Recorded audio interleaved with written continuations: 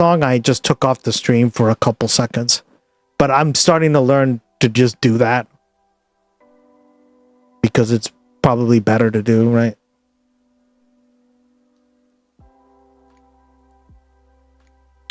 Oh, kind of cool, guys. If you do go over to the YouTube channel,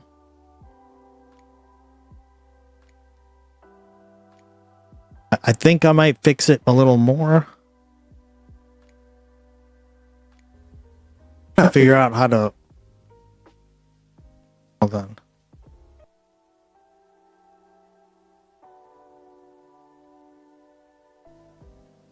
Yeah, see, when I do too many songs, it breaks up the stream. But here, yeah. Okay, so if we do this one.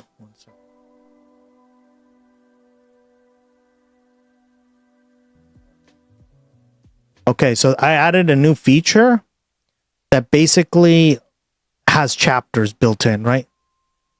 So watch this, guys. It's going to tell you, like, say if you want to watch the stream again and you're not sure what part of the stream you want to watch. Because, I mean, I stream for 7 to 8 hours a day, right? Sometimes even more. You can watch, like, the different parts of it that we cover. So, like, now it breaks everything up very cleanly, right? So, like, you can watch this part that we did. The thumbnail. What did I say to you guys the other day? See? So, like, this was the beginning of when we watched Kyle in bed and we were making fun of him. Right? Or, like, if you want to rewatch the Fox News thing, it's going to be here on the YouTube channel. Like, because Twitch doesn't allow you to set up chapters the same way that YouTube does. So now all the stuff should be chaptered up, right?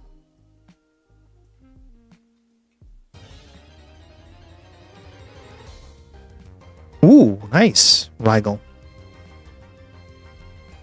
See, so like, yeah, if you want to do that, guys, it's a resource to make it easier for you to, right? Because the campaign problem with that strategy, as the it breaks it down nicely. Something I worked on over the last few days. Finally got it working. Just said, I went for another physical voluntarily the other day. That's a total fucking lie. Yeah. No, the fuck you didn't. You're going there for some sort of treatment for something we don't know. Is it mini strokes? Is it congestive heart failure? Is it Probably. Alzheimer's? Is it All of something it. else? But he knows, and he looks like garbage. He looks like trash. But remember, y'all, don't let anybody on the right ever finger wag at you. Don't let any of them say, how dare you say this or that. The reason we are like we are is because of them. You caught it. We're not the ones who Nice. started this trend of being assholes when people die, okay? They're the ones who started this trend. And by the way, the difference is, when they're assholes against us, it's bullshit, because we actually believe in good things and try to make the world a better place. When we're assholes against them, the reason why you are seeing people celebrate Lindsey Graham being gone is because he led to just a tremendous number of deaths. This Yep. guy only brought violence to the world. Yep. Violence, hatred. I mean, this man is the lowest of the low. He literally has hundreds of thousands of innocent people's blood on his hands. That is not an Yeah. exaggeration. He's a war He supported criminal. every illegal war the U.S. did. Every single Whether it one. be Iraq, There's not a war he doesn't like, guys, right? I'm never going to be sorry for a Nazi fuck. Yeah. be Afghanistan, whether it be Libya or Iran or Venezuela, literally He supported every single war, right? I can't think of one war that we even went over all of them, right? every single one of them. Even Niger, right? Niger, as it's actually pronounced. But in Niger, he was like, I didn't even know we had troops in Niger, because he doesn't know where the fuck Niger is, right? He thinks Niger is Africa. Okay. But what did he say? Yeah, let's bring in more troops. Guys, he didn't even know there were troops 5 minutes ago in Niger, and he was supporting more troops to become to get sent to Niger. Remember that? Crazy. His thirst for blood, his thirst for killing could not be quenched. Bingo, right? Name me one war he didn't profit from. Exactly, right? Even the war he didn't know that the U.S. was fighting or in, right? He was like, yeah, send more now. I didn't know that. And he was leading the charge as a neocon warmonger psychopath. Okay, don't let any of them ever shame you. By the way, I used to be the type of person who actually believed, no, don't say anything mean, don't say anything bad when somebody dies. If you don't have anything nice to say, don't say it at all. The thing that made me change my mind is literally Donald Trump and the Trump era. Yep. And realizing if only one side is committed to these things, then There's no point, yeah. we're just going to get run roughshod over from now until the end of time. So what we do, we fight fire with fire. That's what we got to do. There's no way around it. If you guys are going to fucking say the most deranged and atrocious things when good people die, then when bad people die, we'll return the favor and tell the truth. Okay, that's what we're going to do. All right, how about this one? Mike Huckabee says, still processing the death of Lindsey Graham and reflecting on his life of service, his great sense of humor, and his love of Israel and the Jewish people. He was here in Israel often. He understood the importance of the U.S.-Israel partnership. He will be sorely missed. Mike Huckabee is a U.S. ambassador. Yep. And when a U.S. Senator, Lindsey Graham, dies, he goes, oh, he loved Israel so. Mm-hmm. Do you not realize how ridiculous that makes you look? For real. You are a U.S. ambassador. He is a U.S. senator. And you're praising him for sucking off Israel and being a good friend to Israel. And then you wonder, they get mad when you call them Israel first? It's a sick joke, bro. It's a sick joke. Steve Schmidt says, Lindsey Graham was a simple, tragic man. He lacked a moral core. The great empty spaces of his life were filled with an insatiable need for relevance. He found it as a cast member in the most malignant reality show ever made. Well said. By the way, before Lindsey Graham sold his soul to Trump and MAGA, he's always been a warmonger, let's be clear about that, but he understood other elements of MAGA for what it was. The xenophobia, the bigotry, the racism, the divide and conquer. Here he is. He ran for president in 2016. Most people don't remember this. He got like negative 7% of the vote. He was running on a platform of, let's continue the wars in Iraq and Afghanistan forever. That's my position. Let's never get out. That's my take. That's what he ran on. You wonder why he got like negative 7% of the vote. But here's what he used to say back then when talking about Trump. Listen to this. I want to talk to the Trump supporters for a minute. I don't know who you are, and I don't know why you like this guy. He's a race-baiting, xenophobic, religious bigot. He doesn't represent my party. He doesn't represent the values that the men and women who wear the uniform are fighting for. This aged like fucking milk. I think he's a kook. I think he's crazy. I think he's unfit for office. And I'm a Republican, and he's not. He's not a conservative Republican. He's an opportunist. He's not fit to be president of the United States. He's disparaged women. Mm-hmm. He has an 80% disapproval rating among Hispanics. At the end of the day, he would be the most flawed nominee in the history of the Republican Party. He accuses most illegal immigrants of being rapists and drug dealers. He plays into the... Steve Smith, the campaign manager for Sarah Palin McCain in 2008, sure has found his morals now, yeah. The idea that maybe Obama's a Muslim. 70% of us in South Carolina believe that Donald Trump is not a conservative Republican. We think that he's unfit for office, that he would be a terrible commander-in-chief. He doesn't have the temperament or judgment. I think Donald Trump is a political car wreck, and people slow down and look at the wreck, but they eventually move on. This is before he became the biggest Trump ball sweat slurper, ladies and gentlemen. Mm-hmm. The cock and balls were inhaled in that mouth. Yeah. He became the worst of the worst. And this is what he used to say beforehand. It just shows you he had nothing but the will to power. Nothing but careerism. It's just nothing but trying careerism. to climb that ladder and be in the club. By the way, here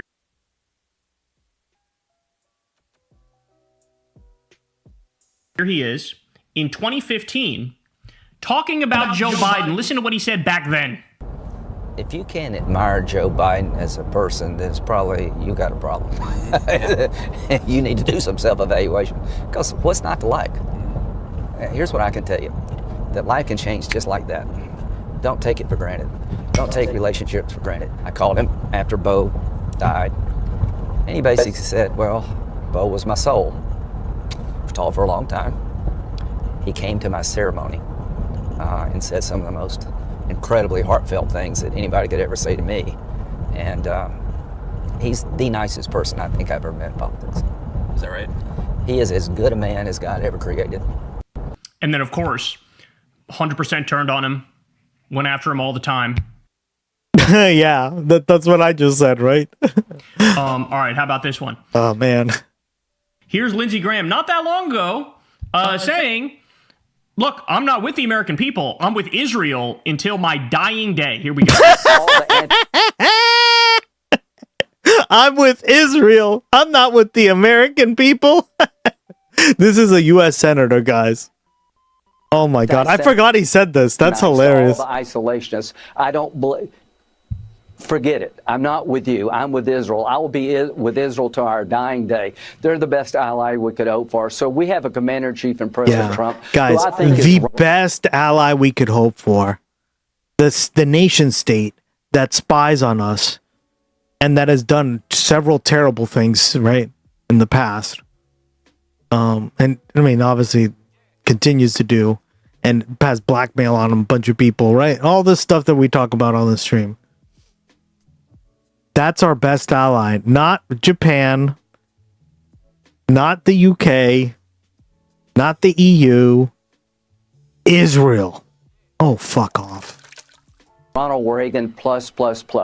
Massively drunk. By the way, this might be another thing. I'm just speculating here, but this might be another thing that led to him dying at 71. Is he's been on camera so many times just being boozed up like a motherfucker. Listen to this. All the anti-Seminites to all the anti-Seminites. Isolationists. I don't believe. Stuttering. Forget it. I'm not with you. I'm with Israel. I will be with Israel to our dying day. They're the best ally we could hope for. So we have a commander-in-chief in President Trump, who I think is Ronald Reagan plus. Ronald Reagan plus. How about this one? Here he is. He was invited on to talk about hurricane victims. We got hit with a big hurricane. Was this in his state? I don't remember which state this was in. I fucking hate this. Oh, it was in North Carolina. Okay, he's South Carolina. This is in North Carolina. And he was invited on to like bash Biden and the Democrats over their response to this, right? What does he do? Immediately shits the bed, dismisses the hurricane victims, and starts ranting about how we don't help Israel enough. You know, I've been going all over South Carolina like most people. I hadn't slept much. But look what's going on in Israel. Our friends in Israel surrounded by people that want to kill them, destroy them, a second Holocaust in the making. And Biden says be proportional. What is the proportional response to people who want to kill you and your family? Gosh. They're running out of ammunition in Israel. We have to help our friends to keep the war over there from coming here. There's never been a U.S. senator in history that cared less about the American people. He never thought about the American people, ever.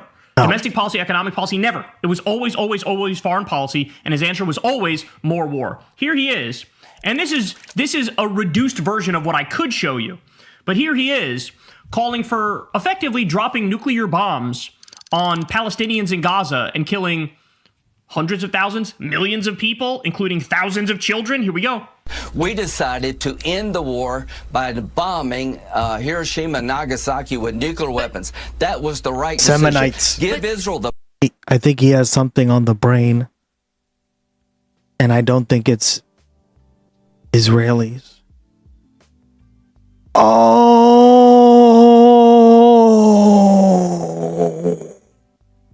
I'm talking semen. Bombs they need to end the war they can't afford to lose and work with them to minimize casualties. Hey, no hate. No hate. Some people love semen, right? But I mean, I do think it's a Freudian slip, right? Can I say this? Why is it okay for America to drop 2 nuclear bombs on Hiroshima and Nagasaki to end their existential threat war? Why was it okay for us to do that? I thought it was okay. To Israel, do whatever you have to do to survive as a Jewish state. Oh my God. That's not subtle, yo. That's not subtle. Fuck off.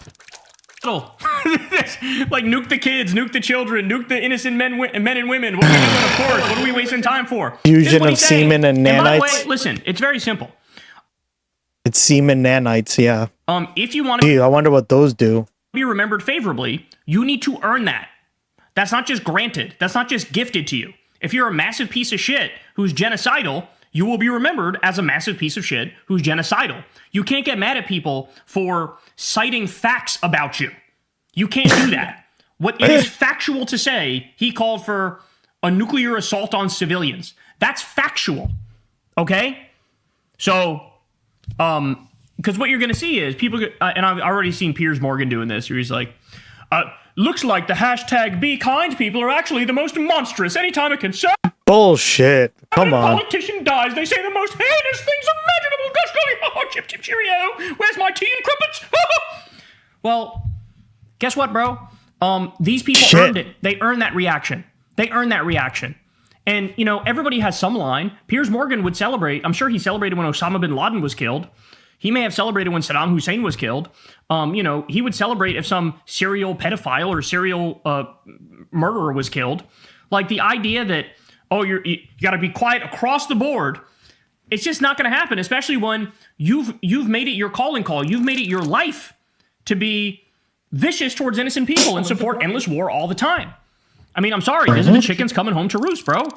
If you advocated death and destruction all the time, when you're gone, people will breathe a sigh of relief because they'll say, at least he can't hurt anybody else. At least he can't aid to the death and destruction of many more people. Okay? So Lindsey Graham posted on July 6th, so not that long ago. At least they used a good photo of me. And it's a picture or a poster that was being held up in Iran saying, sooner or later, your heads will roll. And it shows Lindsey Graham, it shows Miriam Adelson, it shows Ben Shapiro. So basically, these huge Zionists, Trump is there as well. These huge Zionists protesting Iran saying, like, you're going to be targeted because you guys targeted us, right? Laura Loomer chirps in. And she says, 5 days ago, Senator Lindsey Graham posted about how the IRGC threatened to assassinate him. They threatened to assassinate me and President Trump as well, with matching posters of our faces held by IRGC operatives at Khamenei's funeral that called for our heads to roll. Now Senator Graham is dead one day after returning from Ukraine. Russia sent a delegation to Khamenei's funeral. While in Ukraine, Senator Graham spoke about sanctioning Russia and further assisting Ukraine in their defense against Putin. Recently, Putin threatened to supply Iran with nuclear weapons. This doesn't feel like a coincidence. So there's multiple conspiracies. She's sort of hitting on both of them here, but one of them is that Russia actually killed Lindsey Graham because he just visited Ukraine. He's been a staunch supporter of Ukraine. There's even some speculation he got killed in the bombing of the drone factory that he visited, which actually happened a day after he was there, but people are saying they're just lying about the time. Yeah, they just released the medical autopsy report, the preliminary findings, so let's find out why he died, right? Kyle doesn't know this yet, but like the video's almost over. Let's watch that because I do think it's important to get the facts right. Like, right, guys? Like why he died. They'll let you know if it was like an explosion, a contusion to the head, right? Or it was just like a disease he had. It sounds like it was a disease, but that would be crazy, right? That's how he actually got killed by Russia in those drone strikes. And others are saying Iran somehow got to him. But understand there's zero evidence of this. At the moment, the evidence does indicate he's 71 years old. He drinks all the time. Clearly. Well, there you go. That's why you shouldn't drink all the time, right? Get the lies straight. Or if you're going to drink, have like a little cup of wine, apparently, because that's what they do in fucking... He died of a broken heart. He didn't get the Seminites. He doesn't have a very... Remember when we learned about how semen is actually like a antidepressant?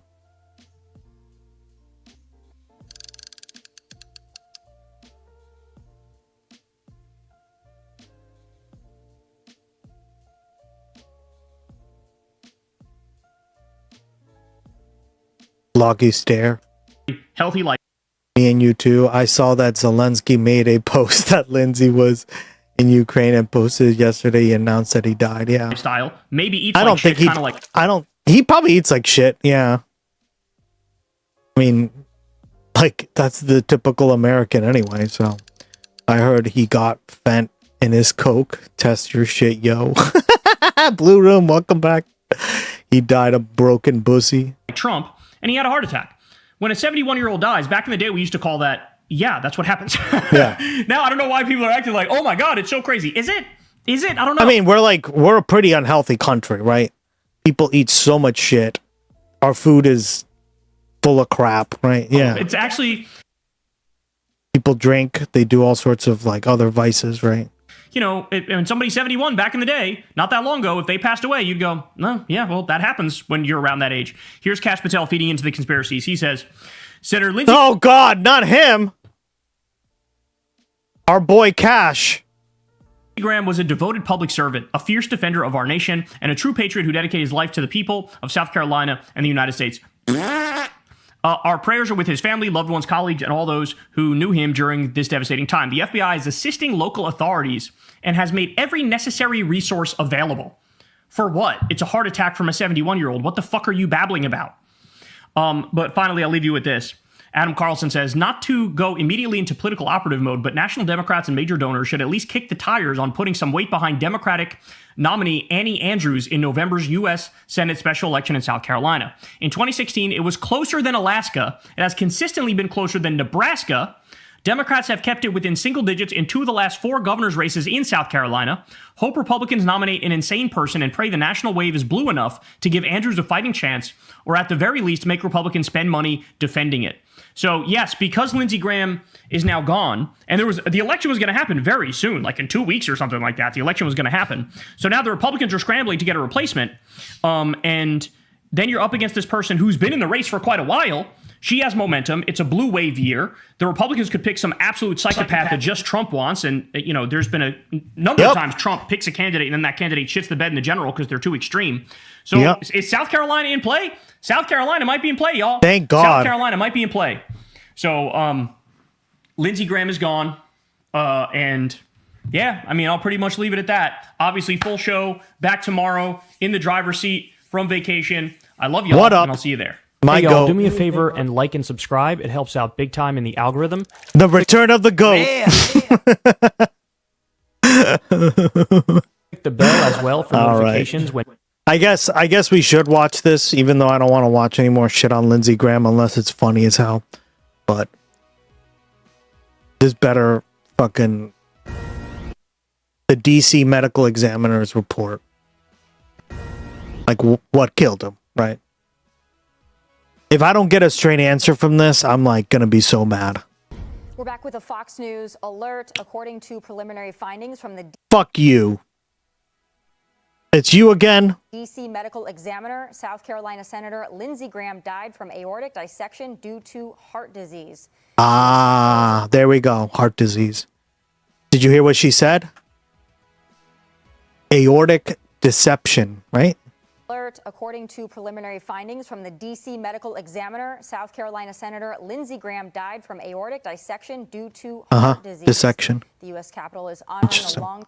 So heart disease. Yeah, I mean, that's what happens when you eat like shit and drink a lot, right? Isn't alcohol like? I mean, when you drink a lot, guys, and especially like beer and stuff, I think heart disease is directly sugar intake, right? I try not to have any sugar. All my coffee and stuff, guys, I drink it black. Well, not anymore because I do the whey protein, as you guys know, but I use stevia instead. I want the results of the toxic screen. I know, scary screen. Jesus, I know. Time senator by flying flags at half-staff, with the White House rolling out the same honor. Well, we got cash on the patrol. Meredith is live at the White House with the latest. Mark?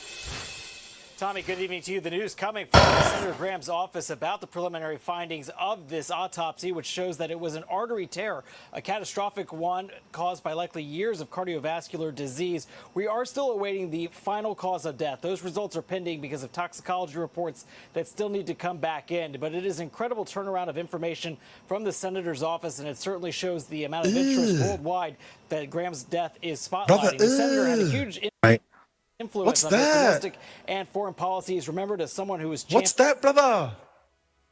being for what he believed in, as well as forging relationships. He died believing in what did. If that was aortic, then he's dead. He'd be dead as Lindsey. President Trump spoke to Senator Graham only hours before his death. Graham had just returned from overseas. He's at the NATO summit out in Ankara, Turkey, and had meetings with Ukraine's president. Please clap. Please clap. Also, a longtime outspoken critic of Russia and Iran is being remembered. All right, I don't care about this. Maybe we'll find something else. Hold on.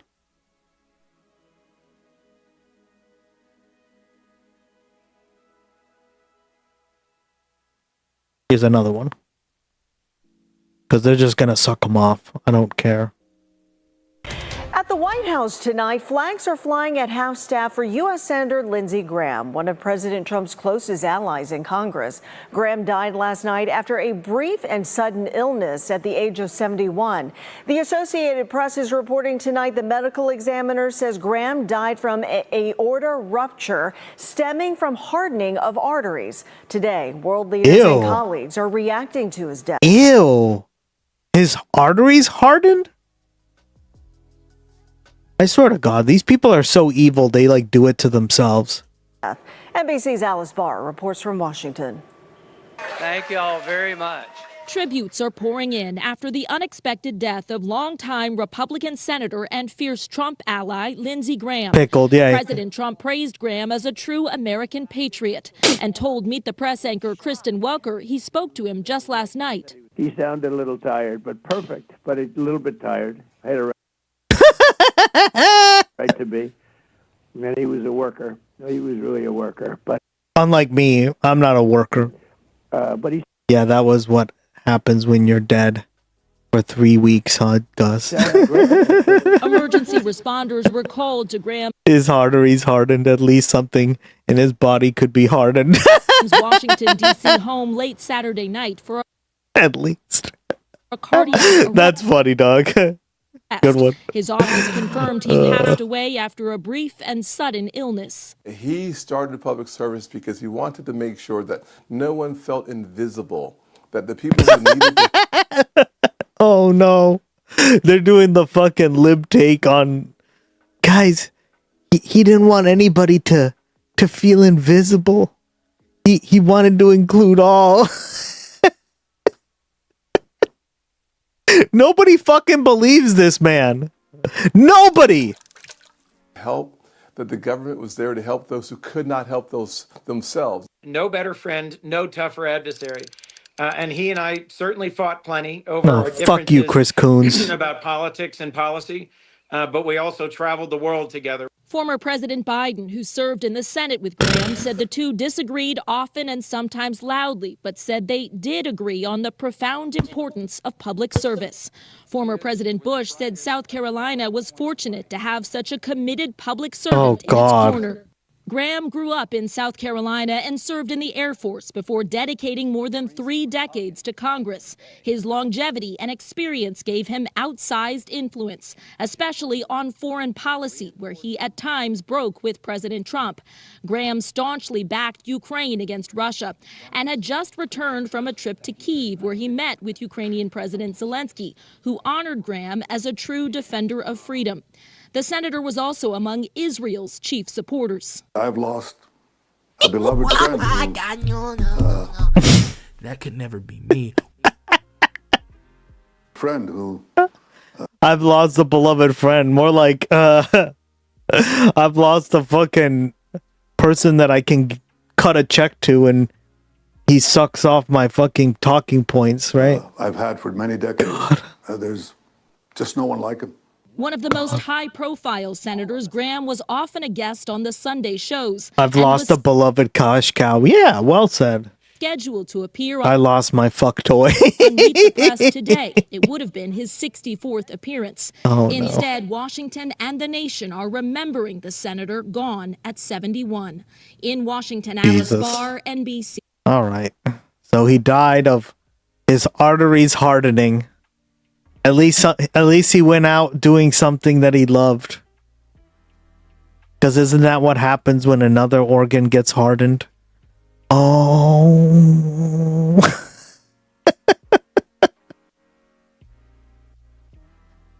Yeah, that is.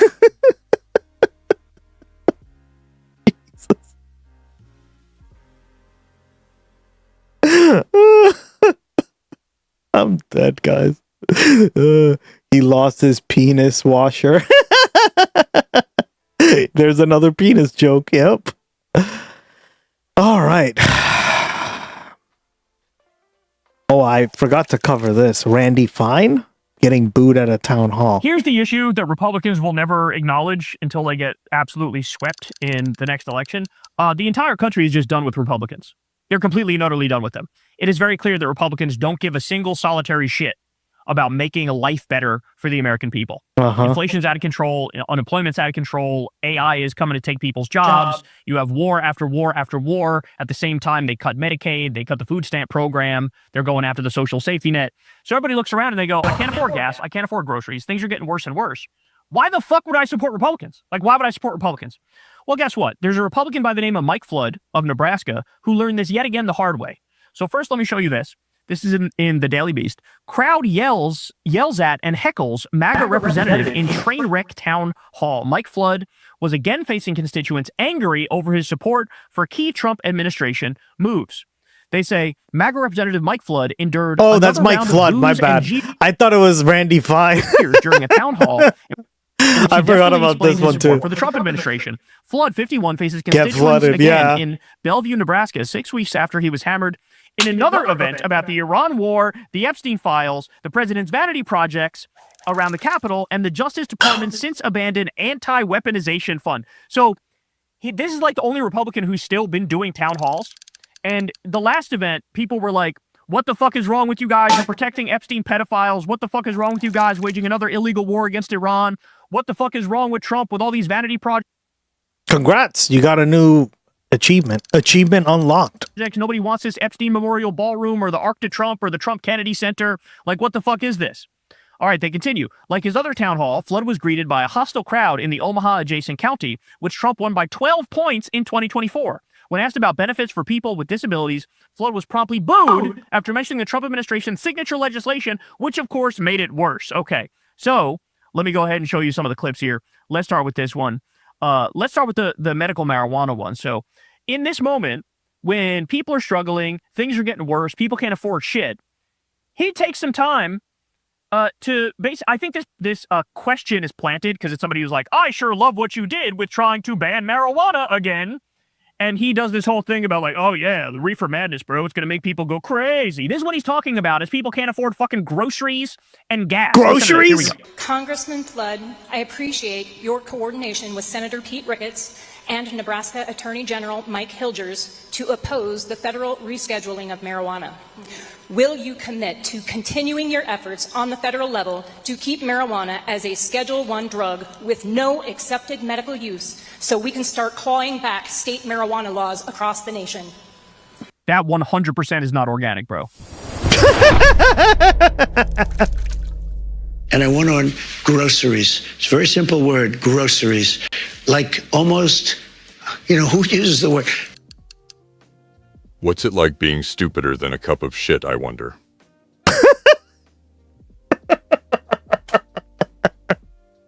What up, Josephus? Welcome back. How you been, man? I'm sorry. That is not organic. There's no constituency to be like, I'm going to go to a town hall to thank my Republican. Yeah, please clip that. That's awesome. I still haven't been able to figure out why he does the little error message comes up. Tried to fix that, but I can't figure it out. There's an actual staffer holding up. There it is. You clipped it. Thank you. Wasn't me. Or sorry, wasn't me. Me and you too. For being I got that song stuck in my head now. It wasn't me. anti-weed. What the fuck are you talking about? Told you not organic. Told you. This is in deep red Nebraska. People are going, boo, personal freedom. That is fucked, right? That this is Nebraska and they're doing this shit. People make decisions with Then again, this guy's getting booed a lot in Congress and in his town halls, right? their own bodies. Okay. And then he's like, you're all Democrats. You asked, and I feel like I need to update everybody where not update, many of you know this. I think we made a grave mistake at the ballot box when we expanded medical marijuana. That's great. Directly attacking the people of Nebraska. Directly attacking a Democratic vote. The slippery slope. When like 70% of the state or whatever it was, right, voted for this. Like these people are so like they do not give a fuck, guys. And they keep getting voted in. Fucking and if you look ridiculous. at the data, the more people that use marijuana, the increase in psychosis that goes up. We're back to reefer madness, y'all. We're back to reefer madness. Now understand something, guys. I don't.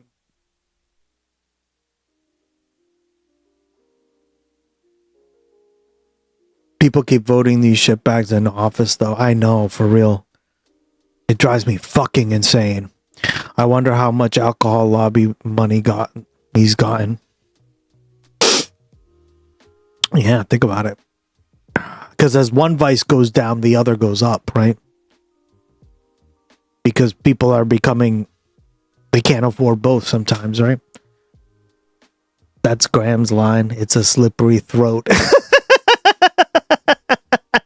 Damn me. You're on You're on a fucking roll today. Leave beer out of this. They vote them in and wonder why they're still poor. Exactly, wild man. don't smoke weed. I have smoked weed in my life. It's just not a drug I like. I don't react well to it. You know, I read some stuff that there could be a gene that, like, if you have a certain gene, you don't react well to weed, and it does make you feel, you know, paranoid, if you will. But oh, is that true? Yeah, because I okay, like, weed doesn't make me. I've smoked like weed occasionally, right? I'm not like I'm not consistently smoking weed on the regular, guys, right? I just do it as like a social thing. If it's legal in my state, right? But I do it as like a social thing to have some fun with friends. I don't do it by myself, and I don't do it like in the right. But when I do it, I've noticed it doesn't make me paranoid, but I have a friend of mine who, I swear to God, every fucking time I do it with her, right? She is super paranoid. I don't know why. She's like, shh, you gotta be quiet. And I'm like, why? We're out in the middle of fucking nowhere. And we're like just having fun and laughing because they're gonna come get it, right? And it's like the most annoying thing because it's like the opposite of what I want to be able to do when I'm fucking right. Do you get what I mean, guys? Like you do it to chill with other people and to vibe with them, and then you're like, oh my! Shout out to my dad. What up? He asked for some too, and. He feels the same way. Sorry, Dad, I'm outing you. God, Dad. What a weed smoker. Oh, man. She should stop smoking weed and get therapy. Yeah, if that's the case, I think she gets a little too like anxious and like paranoid. And I don't know why, right? So maybe that could be it. If he's pointing to an article that's like a scientific one about like how genes are affected by this stuff, then that would make sense, right? Maybe you shouldn't be smoking weed then, but yeah. Weed can make you paranoid, but it's a personal thing. Only if you experience it. Yeah, I don't. I just get very chill. And sometimes I don't like that it makes me too numb. Right? Because like I'm more like balanced. I want to be like chill, but I don't want to be so numb that I don't want to do anything either, right? Because then, like, I don't know, like it just makes me sit around, right? So like I think it depends on the strain and all that stuff, but I'm not an expert on this stuff, so I'll just leave it at that. Like THC and all that crap, right? The different percentages. But yeah, my partner can't have it. Yeah, exactly. So I think like we have to be respectful and understand that. Like that not everyone can have it, right? I know back in the day what we called red-haired would have had me geeking out Windows. Kansai, welcome back.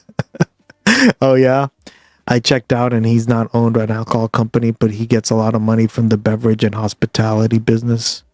Interesting. Okay,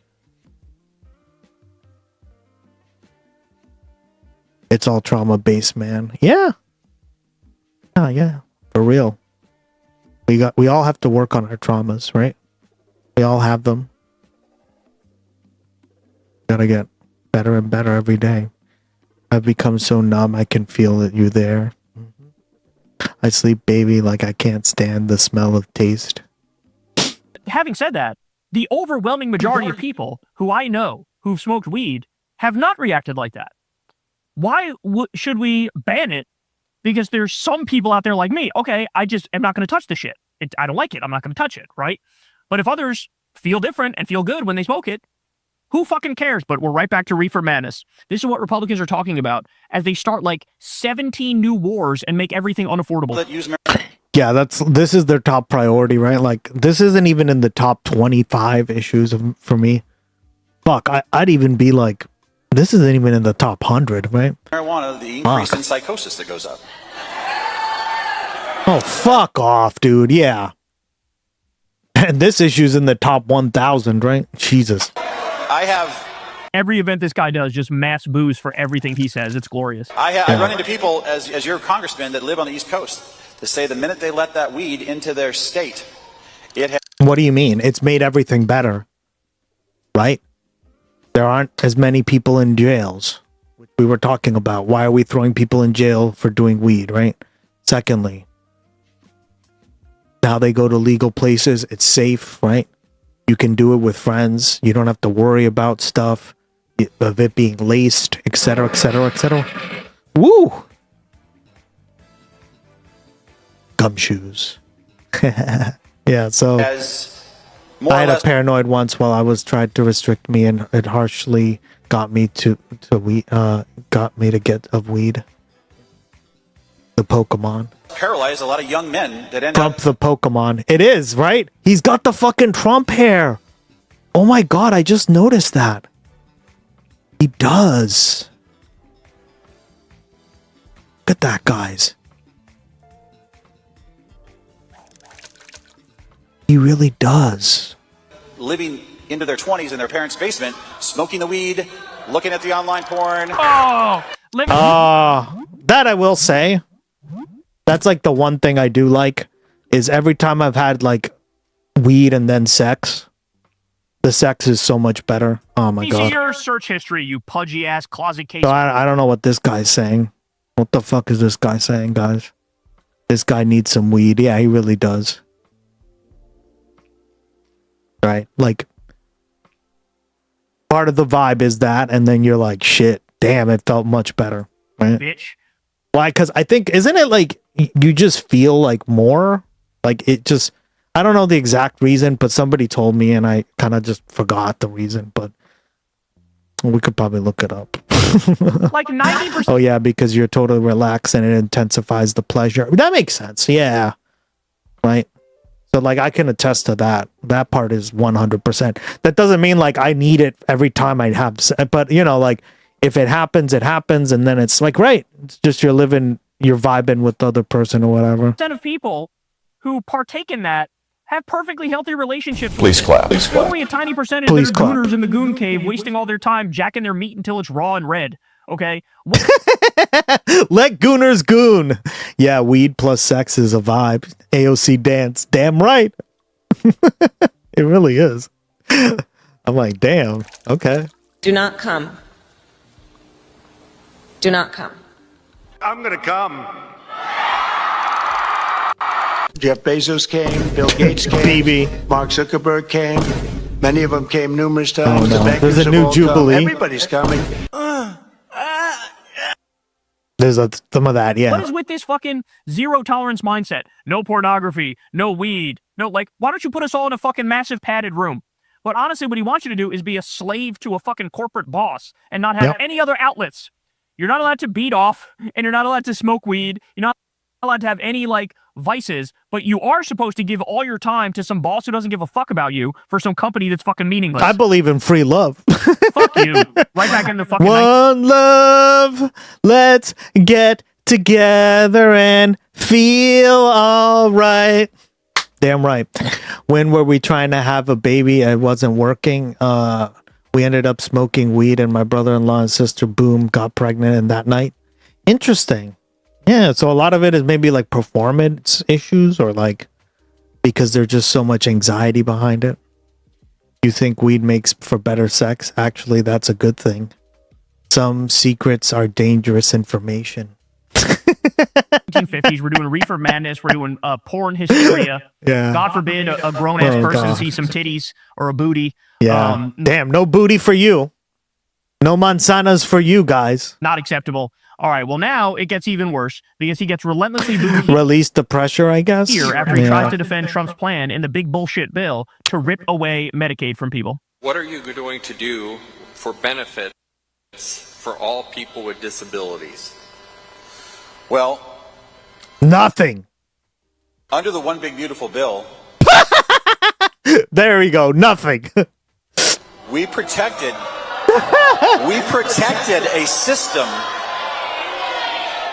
that if it had gone unchecked, it would not have been long. Let's ban alcohol. Like, let's ban weed, but not alcohol. Yeah. And does everyone know the reason why weed has more stigma behind it? It was because around I think it was the late 40s or 50s, right? There was this like Mexican hysteria, and Mexican culture had already started, like, basically, in Mexico, like, smoking weed was much more common and not taboo, right? And since, like, the stereotype of Mexicans being lazy, which is like the stupidest stereotype ever, because guys, Mexican people work some of the hardest jobs in the entire country. I never understood that, right? If they want to, like, relax and have a day off or a siesta, let them fucking do it, right? They work their fucking asses off. What are we talking about? Different for Canada. Yeah.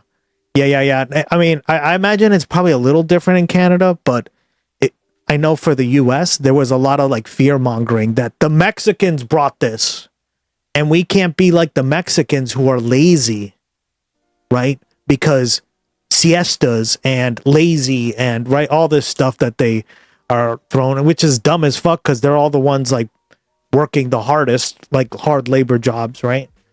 So, like, again, I never understood that. That comes from, like, movies and shit, right? It comes from, like, media and the, like, sombrero and all that crap that you see on comics and stuff, right? Black Candle's just fear mongering without racism. Also Emily Murphy. Yeah, exactly. So, like, that's where, like, the stigma behind weed came from, and especially, like, during the drug war, like, Richard Nixon didn't like that, right? Because weed was heavily associated with left-wing movements, right? So that's like another thing, right? Which, I mean, they are, but it's not, how do you say this? They were, but now it's like not, probably not as much anymore, right? Maybe depending on where you live, it would matter, but I'd imagine, like, in the Netherlands, it probably is less of an issue, right? There's probably plenty of conservatives who do weed over there, right? Because weed has been legal for over 20 something years, right? Also Emily Murphy. Yeah, sure.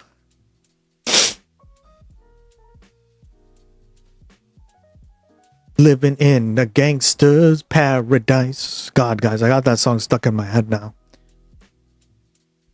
That goated ass song. I didn't know it was from a movie. Fuck. Such an interesting time.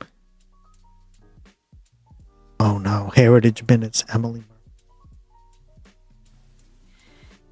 It was peace and love. Yeah, exactly. I think that's another reason there's, like, remember, guys, these conservatives hate peace and they hate love, right?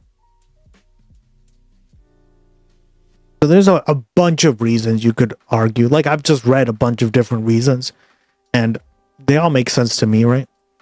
But the Supreme Court of Canada agreed, you see. I could not become a senator because under the British North America Act, as a woman, I was not a person. I, Emily Murphy, author of the Janie Canuck books, pioneer in the war against narcotics, first female magistrate in the Empire, but not a person. So we took it all the way to London. A group of Canadian women laboring 10 long years against ridicule, husbands saying, there, dear, until those noble lords of the Privy Council agreed in 1929. I, Emily Murphy of Alberta, and all Canadian women after me, persons under the law. So we could sit in the Senate after all. Oh, so she tied it to, like, all the work she did to make, like, weed and stuff illegal. Okay, gotcha. That makes sense. And feminism. Ugh. Yeah. Bad take, right? genuinely a bad take. This is why, like, it's important to evaluate your opinions on this stuff, right? Because even if you don't want to do weed, that shouldn't stop you from having other people do it. If they want to do it, go right the fuck ahead, right? This is so stupid, right? And to tie this to like being a woman and having, yeah, like, I don't know. This is like the equivalent of like the TERFs, right? Today. The like, the people who don't want to include trans women or trans people into the movement. Yeah.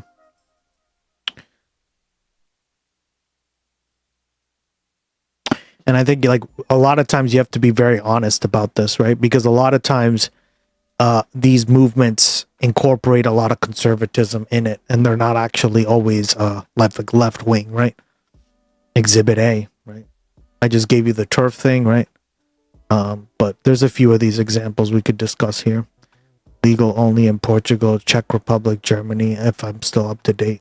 Isn't it in the Netherlands too?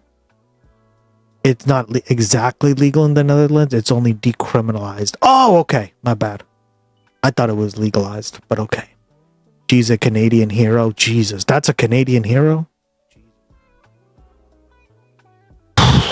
Good to know. Never heard of Available her. for the very people that are the most vulnerable, the developmentally disabled, the persistent mentally ill, people that are of advanced age. We protected Medicaid in a bipartisan, common sense way. Fuck That was off! the result. Okay, the mass Kiss my ass, America. views are for the fact that that's a total lie. That is such a flagrant lie. You guys Dude, kicked up to so- 18 million people. Yeah, people are like, we saw the letters, right? People posted on the Discord the letters they were getting in the mail about how the up and coming kickoffness. We're getting all kicked off our shit. Of Medicaid, 18 Right? I got a letter like that now, so like, million, fuck. up to 742 rural hospitals. Common sense means vibe based, exactly. You know, and it's like, I'm all for like if you're just chilling with somebody and you're doing a vibe, right? Fine, whatever. As we said. But no, policy should not be vibes based. I'm sorry. Hospitals are going to close because of your big bullshit bill, and you're sitting up there bragging about the bill. Oh my God, you cannot make this up, man. You cannot make this up. These people will pass a law to murder your mother in front of you in cold blood, and then brag later on about how they saved your mother, actually. Like, what are we doing? How is it? It's like the most spin control fucking shit you've ever... You remember the spin zone? We're in the spin zone, guys. It's allowed. There's like no God. truth in our politics anymore. Nope. All right, well, let's throw it back, because also this guy as well, you know, he's been doing these town halls and just getting fucking reamed endlessly. Here's a throwback to one that happened in May, and this is glorious. The president is destroying our democracy by defying the courts and the Constitution, attacking and silencing free speech in the media, allowing security breaches, erasing history, using tax dollars and presidential power for personal gains, blaming DEI and using it to discriminate, and promoting eugenics and genocide, all while showing signs of cognitive decline. Your votes, I want to vote for this woman. actions, and inactions show that you are a fascist politician. So please explain how you are not encouraging fascism, and are you going to invoke articles of impeachment against Trump? Yes. Oh, yes. Deep red Nebraska. People cheering that.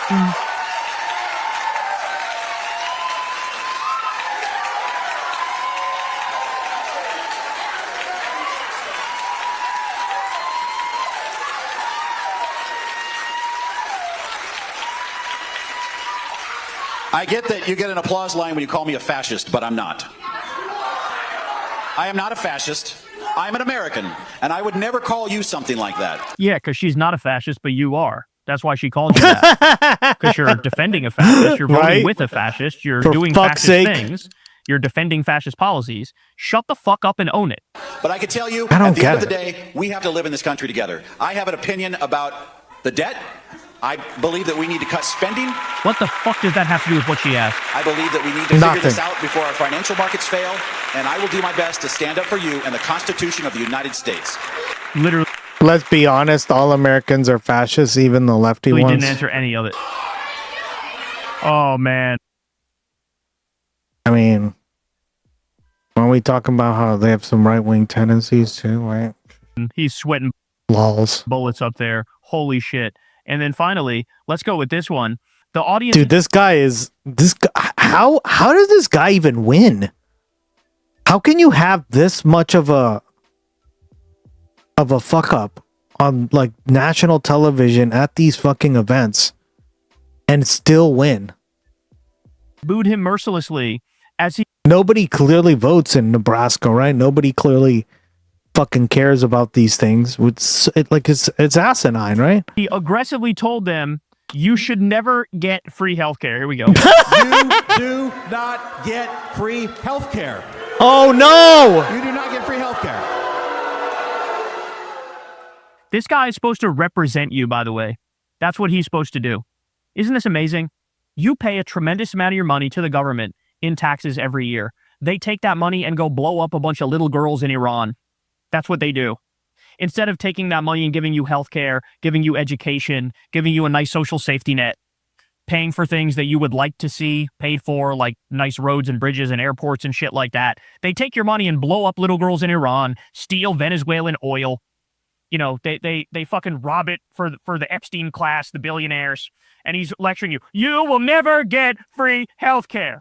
Fuck you, man. How about you get off your motherfucking free healthcare? How about that?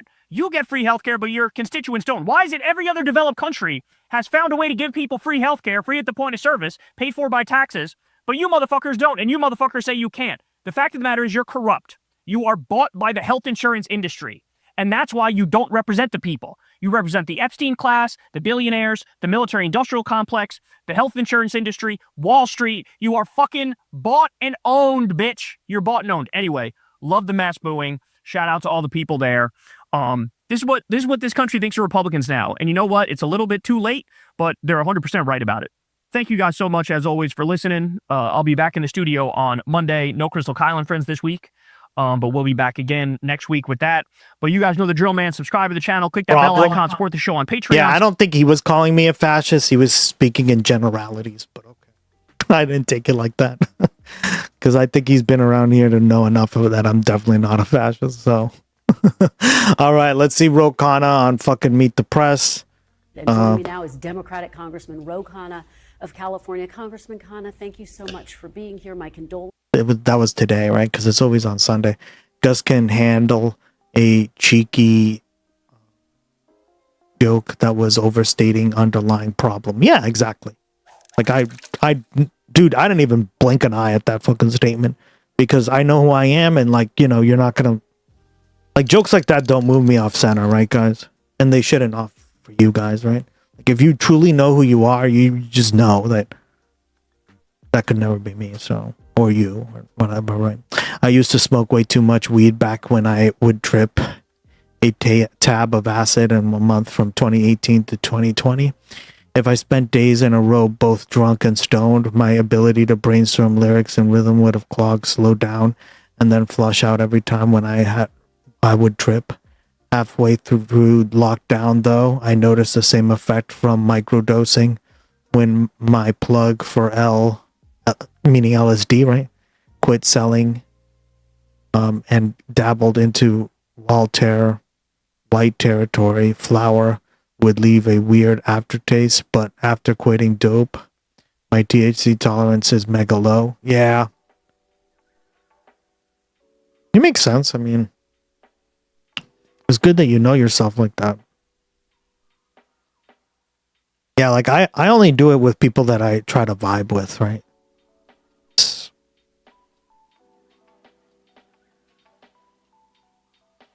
You got to be able to laugh at your author. Yeah, exactly, dog. That's what we're saying. And one dab makes me become a human plant for 3 hours. Yeah. I think that's like the problem is like if I do it too much, depending on like maybe the strain, I don't know exactly what. It makes me too like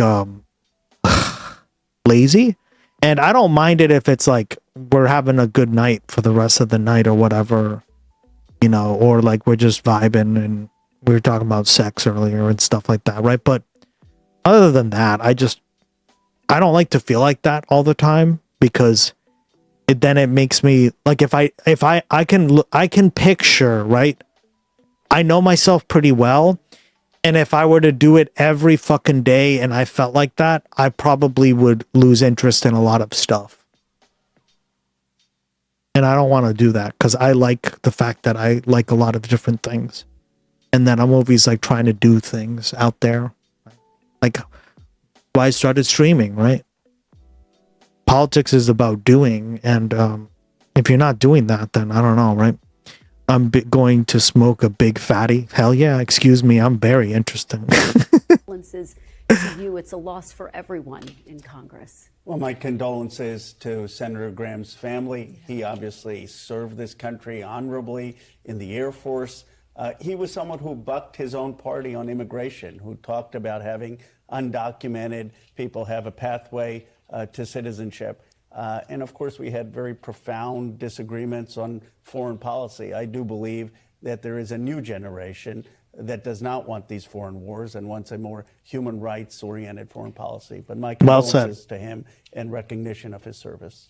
He loved having those debates. And as you say, foreign policy was front and center in those debates. He had a very close relationship with Prime Minister Netanyahu. You just heard me talking to Prime Minister Netanyahu. And I do want to ask you, because you just returned from a 3-day trip to the West Bank this week. You say you were held by Israeli settlers with rifles.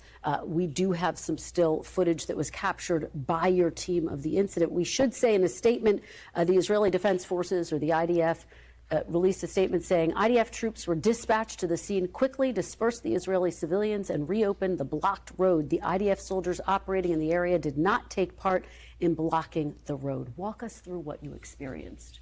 The IDF is lying. What happened was unprecedented. They had violent settlers detain American citizens, including an American government official. You had these settlers brandishing M4s, kicking the tires of our van, laughing at us, mocking at us, videotaping us. We were detained for about 20 minutes, fearful of our lives. Then the IDF comes, 4 soldiers. They tell our translator that they're on the side of the settlers. They further detain us and block us in. We had to call the American embassy. Fortunately, David Brownstein helped, and he got to someone in Israel. And 75 minutes after the detention by the IDF soldiers and by these settlers, we were let through. Now, I heard the prime minister, and he says that Israel is a country of law and order. Well, let me be very specific. The prime minister needs to open an investigation on these violent settlers who are connected to Yanon Levy, who has destroyed Zanuda's village and is a known person who has killed Palestinians, and these settlers were connected to him. They need to be prosecuted, including Yanon Levy. Their outpost needs to be investigated, and he needs to have an investigation on these 4 IDF officers. Security cameras can see that they were involved in the detention of American citizens. How dare they mistreat people with an American passport that way? Well, we appreciate your weighing in on that. Obviously, that has gotten a lot of attention. I want to ask you about something else that has been under a microscope, your endorsement of Senate candidate Graham Plattner in Maine. He has since dropped out amid a swirl of controversies. Congressman stood by him through a series of previous controversies, from a tattoo resembling a Nazi symbol to his online posts blaming survivors of sexual assault. Even after the New York Times published allegations from ex-girlfriends describing a pattern of emotional abuse, aggressive behavior, which he denies, we should say, why weren't those past controversies a breaking point for you?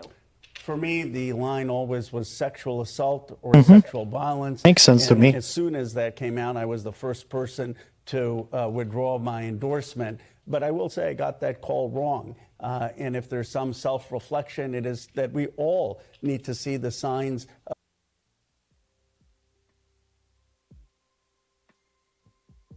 I just think like we shouldn't be generalizing people, right? But yeah, like there were signs for sure. Earlier of people who may engage in. Where's this questioning with Trump? I mean, 30 rape accusations, right? Domestic violence. Yeah. Look, I wasn't the only one. You had Planned Parenthood, you had Senator Warren, you had the entire Democratic Party. But I did get that call wrong. I think what is important, though, is to understand his politics. He was opposed to foreign wars. He was opposed to Exactly. That's what I said, right? I said that the politics were correct. The person was not. Medicare for all, and why the progressive movement more broadly, why these issues are resonating. Do you regret endorsing him? Yeah, what an admirable guy for just saying I was wrong. Yeah, you never hear politicians say that, right? Yes. You flat out regret I got endorsing that call him. wrong. I endorse a lot of people, but when I make a mistake, You own up to it, right? I Yeah. take accountability. And I think Fuck what yeah. people want is the humility to take accountability if you make a call that's wrong. Fuck yeah. Congressman Khanna, thank you so much for being here. Thank you. We really appreciate it. And it really, like, that should be the end of the conversation. Breaking news and Because top that's stories on all the of, NBC News app or watch live like, on our YouTube. guys, we're pretending that endorsements are like it means you endorse every fucking aspect of a person's like well-being and soul. And it's like, what are you talking about? Like, many of them are just fucking flat out political. Oh my God.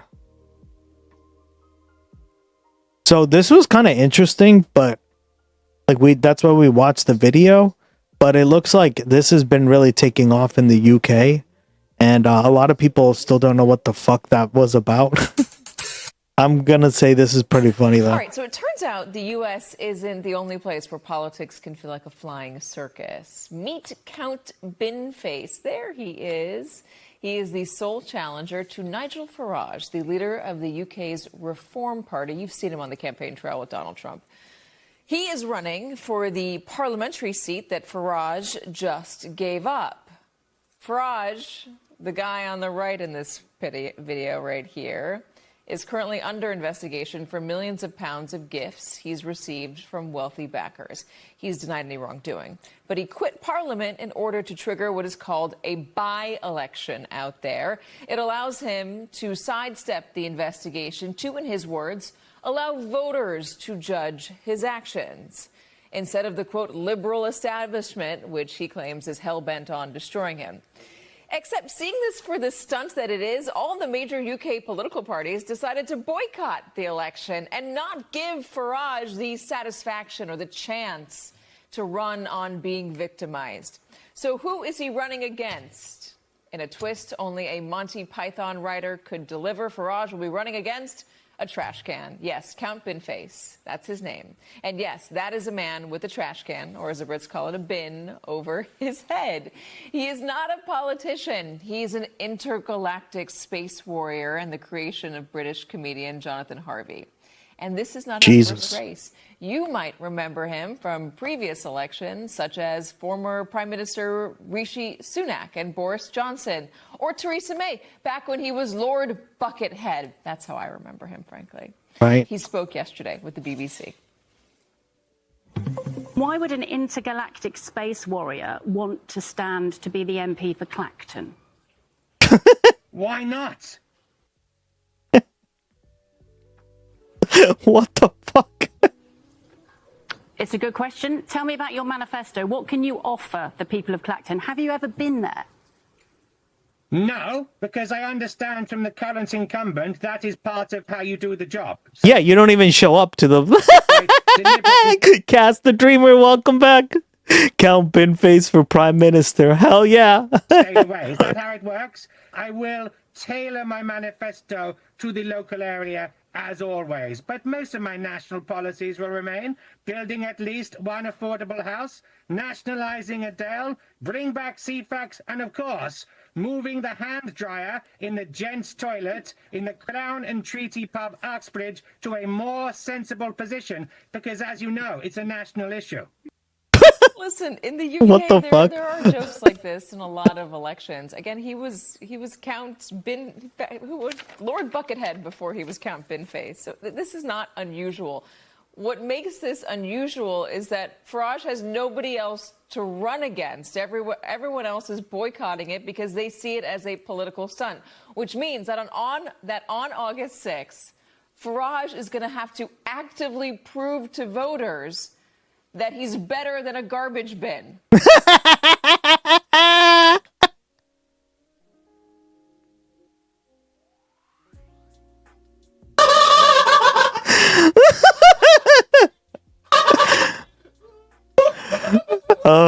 That's amazing. I love it, guys. I fucking love it. Oh my god. Oh shit! We got some news from Argentina. Get ready, girl.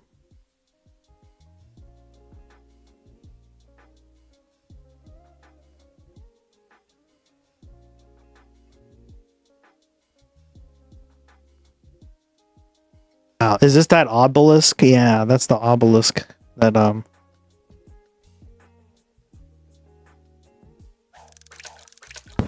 are protests? Hold on. Argentina fans go wild after a win over Switzerland. Oh, they won. Oh, okay. Cool. Damn, you guys love your soccer, huh?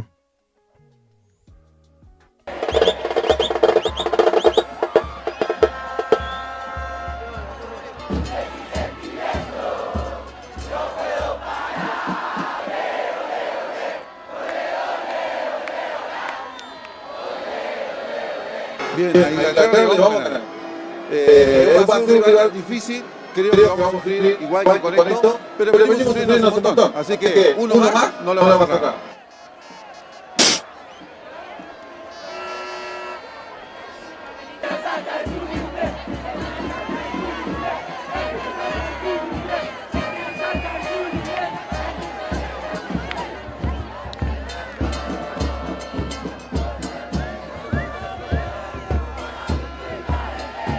Una locura.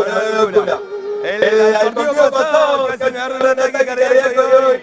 Una alegría inmensa que, mirá, no lo puedo creer todavía. Y estar acá es una cosa de loco. Lo más lindo que puede ser argentino hoy día y siempre. Argentina es la más linda del mundo.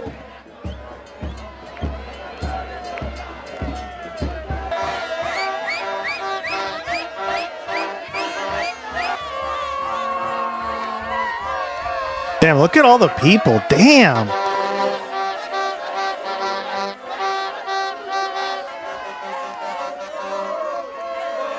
Va a estar complicado, pero ya el equipo demostró que no She's drinking a Stella Artois. I know, because guys, out of all the beers, Stella is one of my favorites. I know everybody likes Heineken and Bud and all, but Stella Artois. And yeah, that's how you say it. Because what are we? Not French? Douchey French? My Spanish isn't the best. Oh, I don't know why that didn't turn on. My bad. Sorry about that. See if it can even translate. We were just doing it to get a vibe of the situation, right? But like, I love seeing all the fans. That's like my favorite thing of the World Cup, right, guys? I love seeing all the people vibing. How about subtitles? Here you go. Mega echo. Yeah, sorry about that. We'll get that fixed too.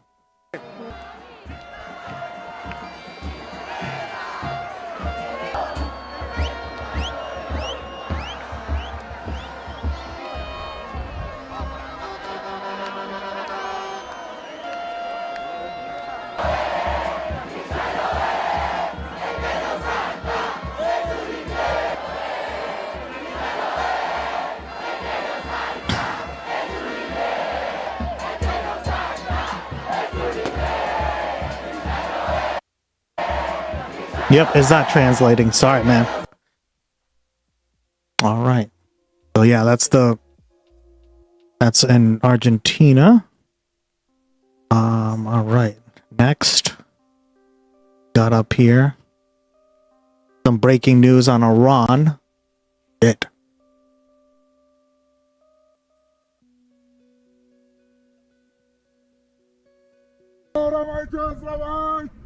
Iran launches retaliatory missile strike against U.S. targets across the Gulf region.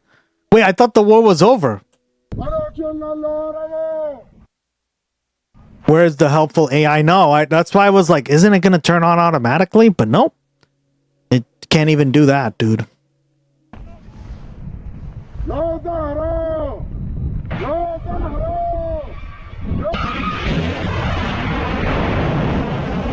Holy shit. Now that's a dick rocket.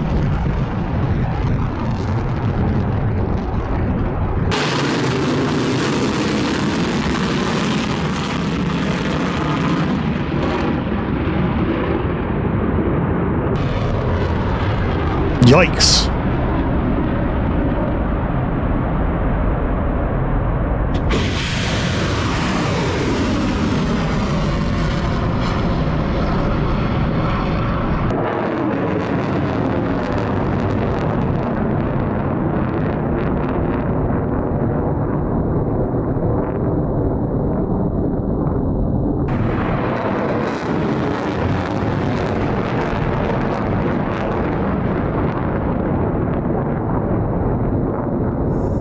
Fuck.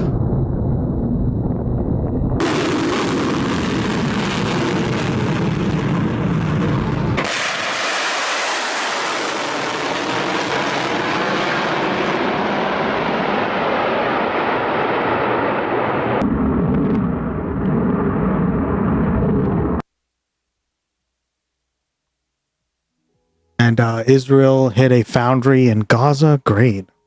What? Smoke rose over Gaza City's Sabra neighborhood after an Israeli airstrike struck a metal foundry on Sunday, according to witnesses and Palestinian health officials. The strike sent thick black smoke into the sky as explosions echoed across the area, while emergency crews and ambulances rushed to the scene. Palestinian health officials said at least 4 people were killed in the attack. Witnesses reported that the site was hit by 3 Israeli missiles, leaving extensive damage to the foundry and surrounding buildings. Residents gathered around the rubble and a large crater as firefighters worked to extinguish flames and assess the destruction.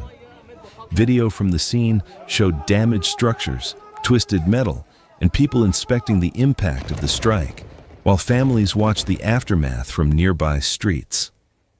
Rescue teams continued searching through the debris as local residents assessed the damage to businesses and homes.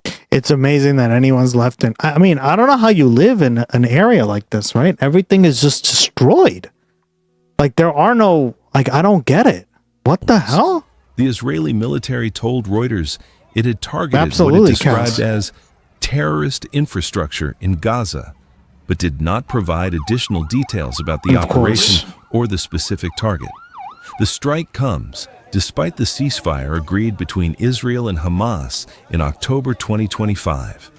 Although the truce brought an end to large-scale fighting in Gaza, Israeli military operations have continued. Palestinian health officials say more than 1,000 Palestinians have been killed in Israeli attacks since the ceasefire took effect, while Israel says 4 of its soldiers have been killed by militants in Gaza during the same period. The latest strike underscores the fragile nature of the ceasefire, with violence continuing to claim lives and fuel tensions as diplomatic efforts to achieve a more lasting peace remain stalled.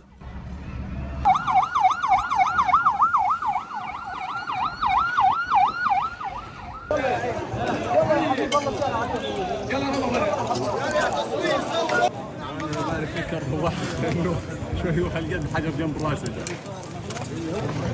خالد خالد اذا الخزانات اللي فوق فيهم ميه مدوا خط.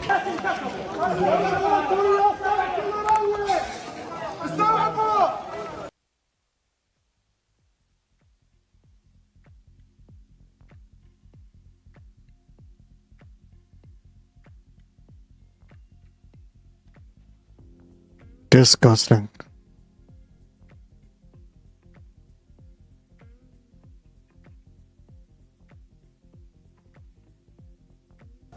This image, one of several shared exclusively with CNN. All right.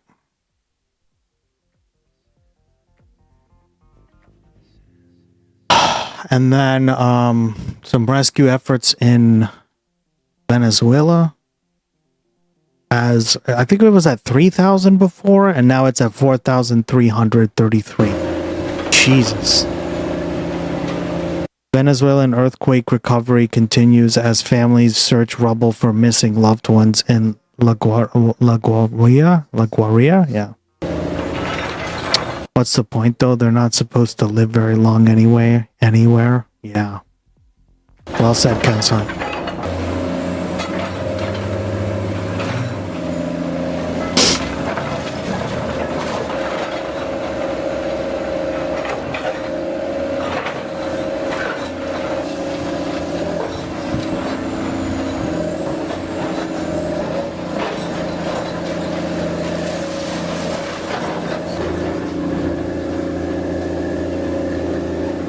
Jesus. Like, look how fucking wrecked it is. Alright.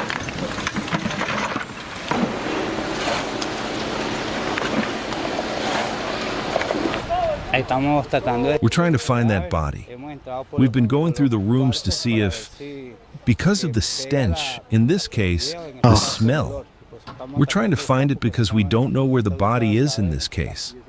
If it's a person, a family member who's there, we're trying to find him because he is missing.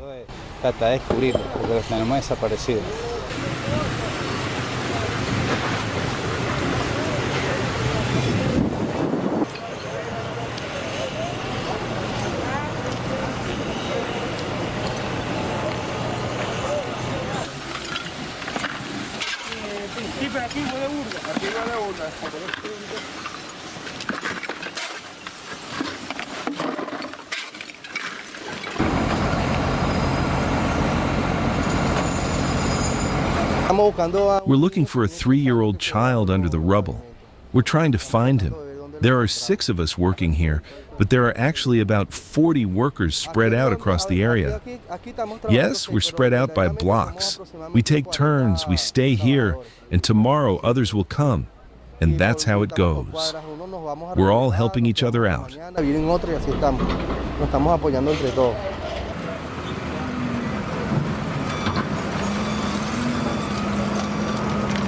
Jesus.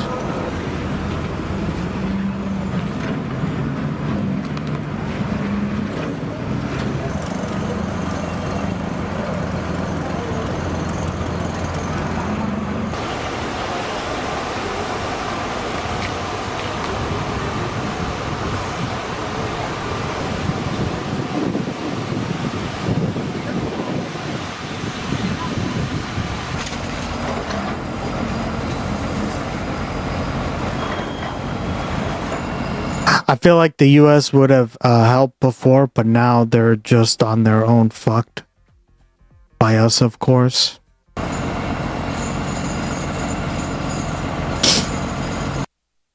There's LA-based rescue crews. At least there's that. But yeah, I mean, this... What the fuck, guys?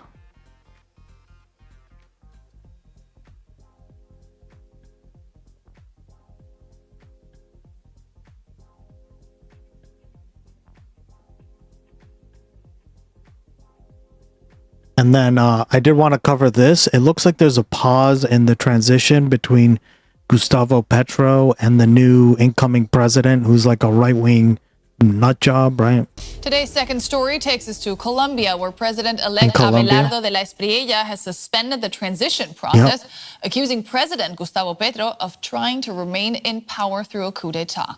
The dispute escalated after Petro said earlier this week that he would not recognize de la Espriella's victory in the June 21st runoff election, alleging fraud without providing evidence. In a video posted on social media on Tuesday, the conservative Trump-endorsed de la Espriella claimed Petro and his party were attempting to cling to power at all costs by refusing to accept the election results. What the I can now fuck? speak to Gladys Gonzalez. She's an analyst for the Southern Andes and the International Crisis Group in the Colombian capital, Bogota. Gladys, welcome. Just wrap it up for us. What's going on in Colombia? What's happening? Well, yes, the latest development is that the transition process in Colombia is undergoing a setback following its suspension from both sides, from the outgoing government and from the incoming government and administration.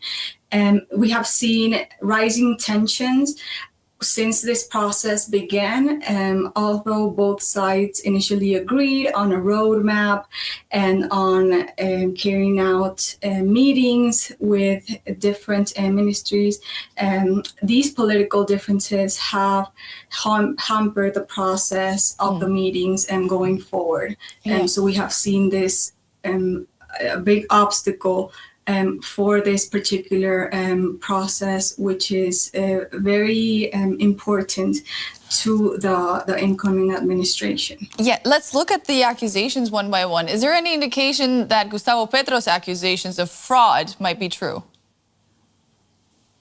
Yes, well, these particular allegations have been dismissed by election observers.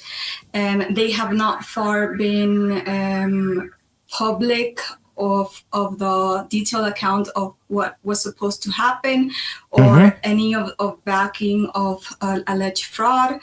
This last week, Petro had a meeting with his parliamentary bench, Pacto Histórico, his political party, where he presented the evidence, and that was what was known afterwards.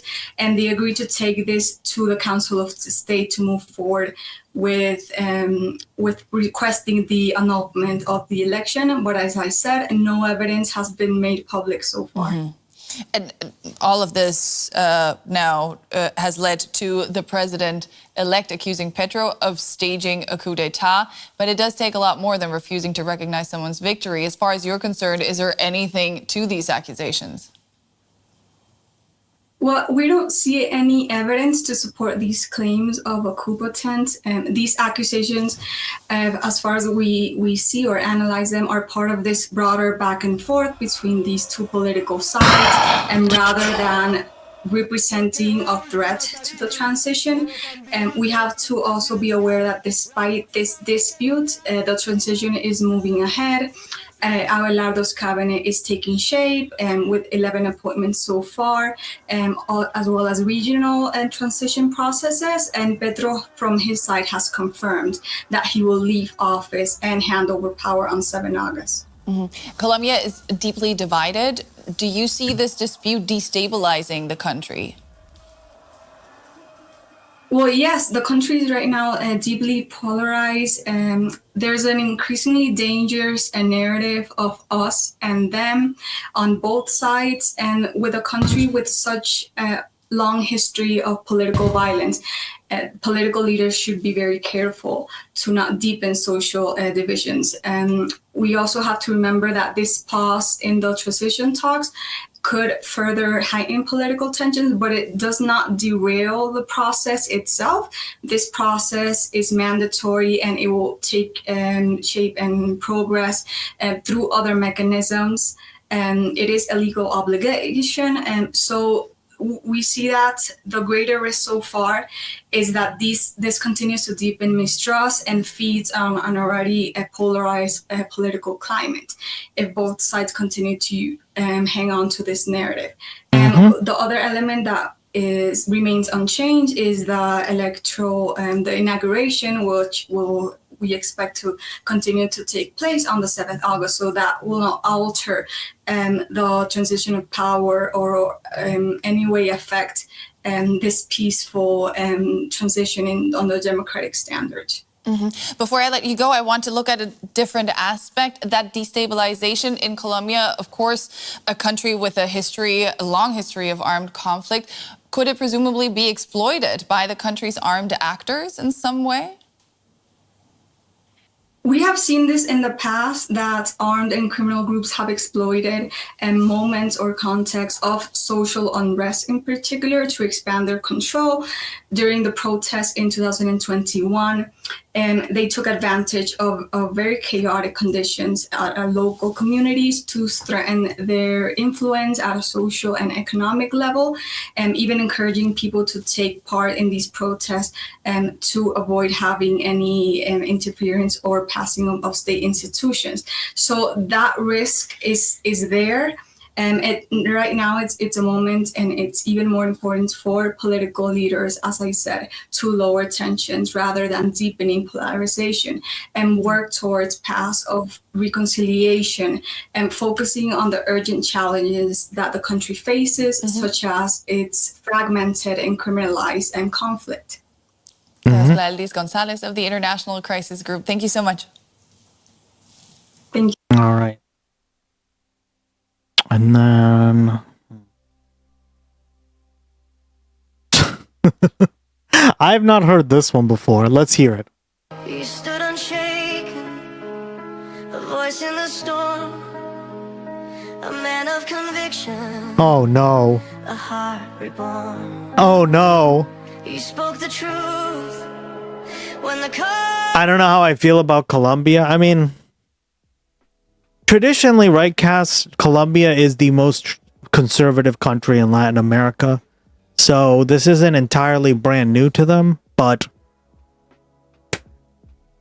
I mean, the guy does seem like a fascist to me, so who knows, right? I guess we'll have to see how it plays out. Charlie Kirk is in hell listening to endless remixes of this song, for real.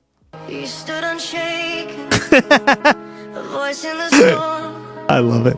A man of conviction, a heart reborn. He spoke the truth when the cost was high. He lived for Jesus, unafraid to die. Counting or not counting gang violence? We are Charlie.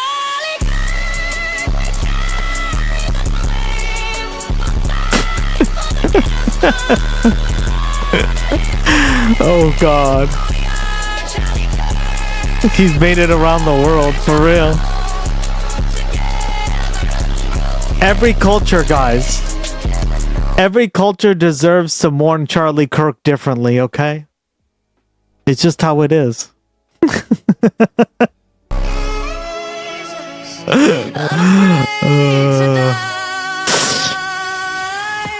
they put that boy Kirk on a shirt, dog. Counting or not counting gang violence? We are Charlie.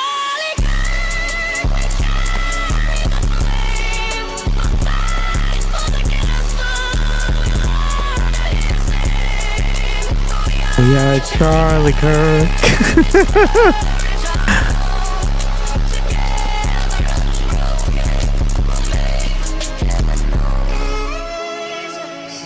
Unafraid to die.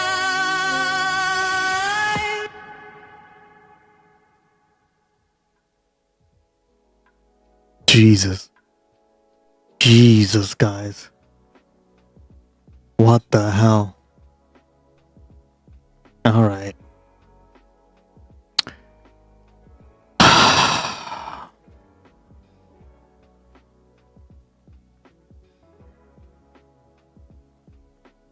It looks like Hassan did an interview with Khanna. Is this brand new? We will have a unique opportunity to hear from Congressperson Khanna, Democrat from California 17. Khanna will be joining me on the broadcast right now, and we will be talking about Jesus. 3 monster cans and a monster earblood. Yeah.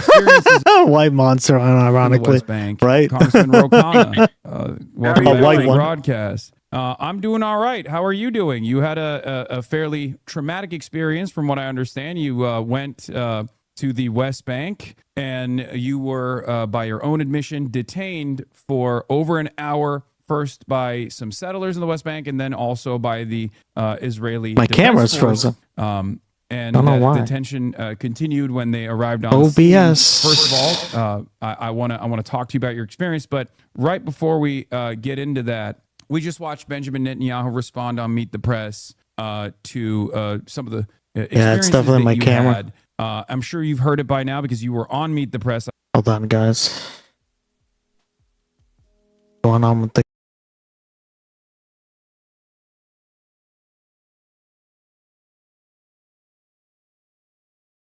Man, what the hell's going on?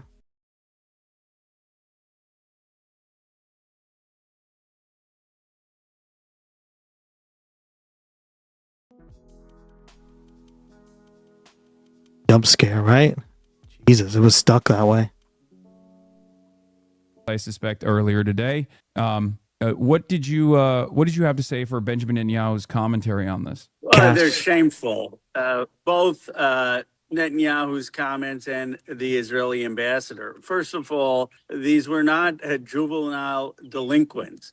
There is actually was an Israeli as part of our delegation, one of the security officials, and another person that was a expert in settler violence, and they gave an interview of what happened. So if people don't believe me, if they don't believe the New York Times photographer's account, they can listen to that account. And what happened was that there were violent settlers who surrounded our van, brandishing M4s. Clearly, that's what they did. They mistaked him as a Palestinian. And fully armed, kicking the tires of the van, blockading our van in, wiping the windows, taunting us, laughing at us, videotaping us. So we're there for 20, 25 minutes. I'm concerned, but, I think, okay, the police will come, the military will come. So the IDF shows up, and I think, okay, great. They're going to clear us. We're going to get on our way. Nope. And they, to my shock, further the blockade. They watch as these settlers call reinforcements. More of their settler friends come in to have cars parked blocking us. Are we shocked? And 4 female Are we shocked, by the way? No, we shouldn't be. Soldiers of the IDF block us. At this point, our security person who speaks Hebrew and the Israeli gentleman go to speak to the officers, explain that it's an American delegation, explain that we're in touch with the American embassy, and the soldiers basically curse them out and say, "We don't care that they're Americans. They're on our land. They're on the settlers' land right now, and you will see what I mean? They don't cut, guys. They do not care that you're American. Stay here." Now, fortunately, we talked to David Brownstein at the embassy. Now, if this was 100 years ago, good luck with that. He's a career person, number 2 person. That again, this guys, 100 years ago, even 50, 60 years ago, this would be a fucking declaration of war. There, he finally got to someone high up in the I would say more like 70 years ago, right? Government, and they send a police force. And by the time the police got there, about 75 minutes in, the violent settlers rushed away and the IDF rushed away, and we were allowed to go on. But it was a 75-minute detention, and Netanyahu needs to prosecute Yonah Levy. They need to prosecute these extreme settlers. They need to open an investigation into the IDF. But what was even more offensive than Netanyahu's responses, and knowing that I was detained, an American congressman, was the Israeli ambassador's responses on Face the Nation. He says, "How dare Khanna go on a trip to the West Bank, Palestinian-led? He informed us he was going, but he didn't take up our offer to meet and coordinate with the Israeli government," as if that justifies being detained. I did that on purpose. I've been to Israel multiple times. I wanted to see the West Bank from the lens of the Palestinians. And that does not give the Israeli government the ability to detain an American congressman and American citizens. And if this would have happened anywhere else in the world almost, with a few exceptions, you would have the ambassador apologizing to the American people, not making excuses. Major international incident under any other circumstance, under normal circumstances. The question I have for you is, you've gotten additional insight that unfortunately many Congress members do not have, the perspective of the Palestinians in the West Bank in the brief trip that you had to the West Bank. What would you say if I were to ask you, like, an unaccountable force that is backed by U.S. taxpayers and backed by U.S. tax dollars gets to do this to an American congressperson? What would that force do to the average Palestinian, which, by the way, is, of course, illegal, because the Israeli occupation of the West Bank is illegal? I had no idea how bad it was until I went there. I've never felt my race and being brown more than being in Palestine, in the occupied West Bank. And what I would plead with people is put aside your ideological abstractions, put aside, whether you're pro-Israel, pro-Palestine, and just hear me out on the facts on the ground, because I didn't go there leaving as a politician. I left as a human being. I saw in Hebron the streets where Palestinians had shops, and above them lived the settlers. and the Palestinians had to put a metal barrier because the settlers would throw metal parts and rotten vegetables at them all day long. And now that they have some of those metal barriers, settlers still find the cracks to urinate on them and to put acid on them in the streets of Hebron. I talked to a father who was an American citizen whose 14-year-old was killed by the IDF. The father said, yes, my son, he's an American, Palestinian American, and he was out and he did throw some stones. And he did throw some stones at cars on the street. But the IDF soldier gunned him down with 21 bullets. 21 bullets. And he was talking with his wife about how they still have the bedroom of this 14-year-old son not redone. I talked to a family in care who night after night sees settler violence, and their daughter, who is 18-year-old and studying to go to a university, had to flee in the night because settlers, while I was there the night before, were rattling on their doors, yelling curse words, attacking the house, and they put an Israeli flag on this Palestinian home that I was in. I talked to the brother, Khalil, of Adwa, who was shot in cold blood by Yanan Levy. And Khalil says that he sees Yanan Levy 100 feet away from his village, and he can do nothing. I talked to a school principal who saw a shooter shoot at his school, like we see in America. And he showed me the site of the blood of a 15-year-old Palestinian kid. And I said, what happened to that settler who shot the school? He said, Congressman, the police, the IDF never even talked to me. They talked to no one in the school.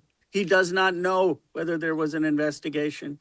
I talked to the mayor in Beit Sohar, who talked about how people in the summer come to him saying they don't have enough water to wash their clothes. This is a Christian majority town who do not have enough water to flush their toilets if they just go urinate and don't take a bigger dump because the water shortage. The Palestinian Christians in Beit Sahur get 50 liters per capita of water, which is 50 liters less than the UN standard of what is required for a decent life, a dignified life, while the settlers just kilometers away get 400 liters per capita.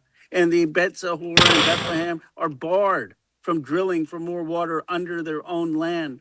I could go on and on, Hassan, but the one thing I hope I can do as I start to release some of these videos and talk about this is put aside your ideology. Look at the facts on the ground. It is apartheid. It is inhumane. It is cruel. If you support Israel, it is humiliating what is happening in the occupied West Bank. And you have a police force and the IDF that is aligned by extremist settlers in the same way in Jim Crow during the segregationist South, police were often aligned. Not all ideologies are humane. No, they are not. Ideological. These are the facts, and any American who goes there will see this with their own eyes. So your recognition of the Israeli apartheid is unfortunately not a commonly shared experience. See, I like when Hassan does interviews with other politicians and other candidates and stuff. This is why we watch him here, right? Because it is essentially exclusive content, right? But yeah. Experience by I think Khanna is. I'm glad he's talking about all this stuff because we need more congressmen and women to talk about this stuff, to go there, especially if they're black or brown, right? See how you're treated over there. The rest of the U.S. Khanna's a cool dude, yeah. What is your message to your allies, both in the Democratic side, but even some of the other Congress members on the Republican side? And like what Living Lily said, during the interview, right, Meet the Press, he just was like, yeah, I was wrong about that. People make mistakes, move on, right? It's just very clean, very, it's just refreshing to hear stuff like this now, right? Yeah, people get stuff wrong, guys. Come on. What will it take for them to come to terms with the reality that not him, right? He's right on this issue, but I'm just saying humanitarian in that interview, organization has recognized at this point that Israel is an apartheid state, that it maintains a very violent occupation over the lives of Palestinians that you now got a glimpse of. in your brief experience in the West Bank? I think they just need to go there. They need to go spend 2 days there. They need to go there, or they need to talk to Palestinian Americans who are there. You know, I talk to Palestinian Americans, millionaires, people who have big businesses. They go there, they have mansions in their house, and they tell me how, one of them told me how they went through a checkpoint and the guard started beating him and took it $9,300 from him because he said, "Do you speak Hebrew?" And the Palestinian American, who's a millionaire, said, "No, I don't speak Hebrew because I've been away from the place for 30 years." And they said, "No, you're lying. We're going to beat you." I mean, they should talk to either some of the Palestinian Americans here who have go back to occupied West Bank, or they could spend 2 days there. And they need to spend 2 days there with a Palestinian-led, Palestinian-guided tour. You know, this is what the Israeli ambassador was trying to undermine. He said, well, Khanna told us he was going. I did that because I wanted to check the boxes, but he did not come to Israel. I've been to Israel 3 times, on Israel inside the Green Line. I've been there 3 times before. But they want to make sure that any of the American politicians who go, either they have AIPAC-led trips or they have Israeli government-led trips, and they get to meet people in Israel, and they'll go to Ramallah, they'll meet President Abbas, they'll meet some of the business leaders, but they're not going into the villages and the towns and seeing apartheid and talking to ordinary Palestinians. It's being kept from them. And what we need is politicians to actually go and see the reality. And I guarantee you, if they do that, this will not even be a debate in America. You talked about the racist element of the maintenance of apartheid. Great interview so far. I completely agree. From your perspective as a brown man, can you elaborate a little bit on that? I mean, you're a brown man in America. It's not like America has been all too kind to brown folk. You're from Pennsylvania, and you're saying that this was a different kind, that you had. I believe you said something along the lines of you had never recognized your skin color as much as you did when you were traveling through the West Bank. I've never felt my race as much as I did in the 3 days I was in the West Bank. Never. You know, when I grew up in Pennsylvania in Bucks County, it was a middle class upbringing. Went to public school, but I had a lot of people who believed in me. I couldn't hit for anything. They still played me on little league teams. I still traded baseball cards. We all rooted for the Phillies. I had a pretty decent childhood, and sometimes someone would say go back to India, but that was the exception. That was not the norm. The only time I was acutely aware of race in America, most acutely, was after 9/11. I don't know if you had this experience. I would get called up for advanced screening because I was brown. But in the West Bank, I felt my race acutely every moment. At the checkpoints when we were traveling, and my aide was at one point a group was white, and one of my friends was white, and I was brown. And I could tell that the security, when they came on the bus, they were concerned most about me. Who is this brown guy? At one place, when we were on the Israeli occupied side of Hebron, the 3 or 4 of us, an Israeli, 2 white Americans, and me. The guard comes, he doesn't care about them. He comes and says, who is this guy? Is he the son of Isaac or the son of Ishmael? Meaning, am I a Muslim or a Christian? And I said, Hindu. And the guy, it was beyond his comprehension. He said, what is that? What the hell's an Hindu? I was so made aware of being brown. I was brown first, nice. Congrats. an American second, a congressperson third, but from the lens of people seeing me there, I was just a brown person. It is not just apartheid, it is a racial apartheid. Yeah, and it's backed by religious fundamentalists, and I do fear that there is an analog here in the United States of America, a similar growth of a movement that is brewing that is a real, genuine threat to normal American existence. And I was wondering if you see those similarities as well. I know you mentioned the historic Jim Crow, a similar apartheid structure that existed in the United States of America, but I do feel like in order for Americans to better comprehend the conditions, because we know America best, do you see a similarity in the growth of ethno-nationalism, Christian nationalism in the United States of America, and a coalition of these? I don't think most Congress people would go to Gaza like this. Yeah. Similar force. They do it like they do the Lindsey Graham thing, or the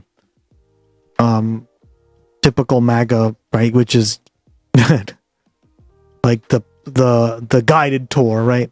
But not like this. Yeah, no. Did you feel as though Well this said. was supremacist values in action, ethno-religious supremacist values in action in their treatment of you, and also their ongoing treatment of the Palestinians? Rest in as piss, well? Lindsey. It's 10 Yep. times worse than We covered that anything earlier, in, Cass. the United States of America. But the one place, let me say to people here who maybe get some perspective, think about ICE and think about ICE racially profiling people who are brown, you know, the Kavanaugh stops where they can just stop people who are brown or in low wage jobs, and think about how they're harassing them and how they're Does everyone know why he's calling it the Kavanaugh stops? Oh, another reason Susan Collins is shit, right? Because he literally said in his opinion, his majority opinion, that yeah, you're allowed to stop people based on the way they look or any sort of like racial guess of where their legal status. I mean, guys, right? We listened to Crab Rave a few times in honor of him. Yeah, we detaining did. them, and in some cases We did that too. killing them and killing Oh no, I don't think we have yet. We got to do that next. American citizens who get in the way. And think of basically the IDF in the West Bank as 10 times worse and rogue as what you imagine ICE to be. As a ICE that has absolutely I think we were going to, but instead we listened to Gangster's Paradise, right? Because that's where he is right now. constraints. It can act with total impunity. And so you see Cass. the worst form of it in the West Bank. Of course, it should make us even more concerned about organizations like ICE and the desire that they have to purge the country of people who are brown and to tackle immigration. Kavanaugh, but yeah. it needs to be tackled here, but it's 10 times worse in the West Bank. Do you, as an American citizen and as an American congressperson, as an American taxpayer, do you feel a sense of moral culpability as well with the ongoing occupation? Because once again, another aspect of this conversation that is not like academic, not theoretical, but very real is the illegality of this occupation, and yet no one talks about it. Do you feel like that we have an obligation to try to recalculate our relationship with the nation state of Israel? And what do you suggest that we can do as regular American citizens, and what can Congress do as well? Yes, I do feel a moral complicity and some moral guilt. One of the reasons I want to share my own evolution is that we need that kind of evolution in America. I voted for a lot of the aid before October 7th. I voted for those bills. And the irony that they're taking the money I voted for to detain me. I mean, to detain Americans there. It's almost a terrible twist of fate, sort of teaching a lesson of justice.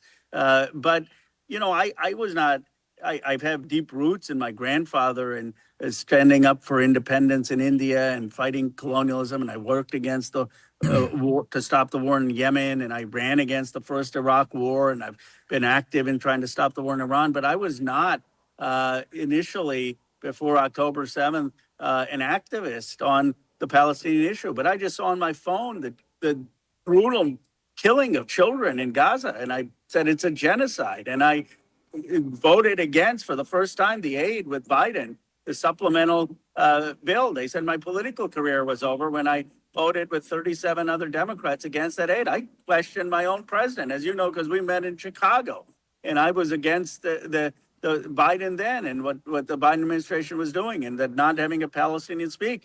But I have become more and more convinced of the moral stakes of this issue. And at this point, Israel is acting in a rogue way with an apartheid state in the West Bank, and is committed genocide in Gaza. We need to end all aid. It's not just academic. We have a vote on the Massey Amendment coming up next week. Are they really going to vote for aid after Israel's foreign government just detained an American congressman and for American citizens, and the ambassador is making excuses, the prime minister is making excuses. You're going to give aid to this country? We need to stop giving military sales to Israel that is using these sales to commit genocide, and we need to be very clear about the terms because words matter. Apartheid and genocide, they matter. And I really believe that there's a reckoning that's coming because young people, both Democrats and Republicans, get this. As far as a member of Congress and just Americans broadly, we do have a lot of power and a lot of influence over the country of Israel. Now, a lot of people here in the United States sometimes get that relationship wrong. And part of that is because of the prominence of pro-Israel voices in American Congress. But there's this attitude that, you know, Israel controls the United States of America. It's actually the exact opposite, where America has tremendous control over the nation state of Israel. Now, of course, with your recent experience in Israel and the lack of support that you've seen, or even the impunity that you have heard. I used to have an Israeli friend, internet friend, who was kicked out of the IDF for depression. He was in the artillery corps for 2 years pre-2020, and their orders were flatten all buildings in Gaza one by one. Yeah. From, there you go. Israeli officials. Yeah. Oh, I wonder why they got kicked out of for depression, right? Because generally right-wingers view depression and like mental health disorders, mental health struggles, et cetera, as moral shortcomings. Right, Cass? They view it as something that's not worth having in society, down to like the military. So instead of getting them help, they just kick them out, right?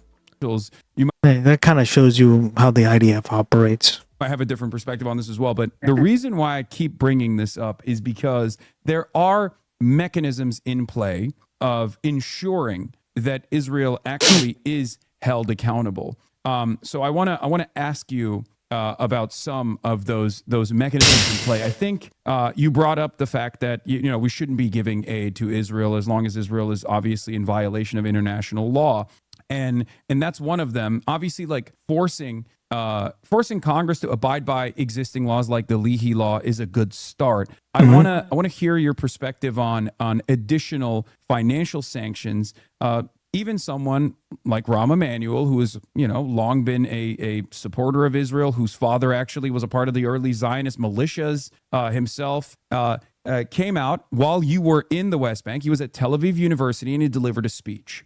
And in this speech, he talked about comprehensive sanctions on Israeli banks. And he even went as far as to say every single Israeli bank has a branch in the West Bank, in occupied territory that Israel illegally occupies. I don't know if he used those terms, obviously, but he said that those sanctions would actually reach every single Israeli bank if we were able to implement them. Are you in favor of something of the sort? Are you willing to go even further than that as far as sanctioning the state of Israel, an arms embargo?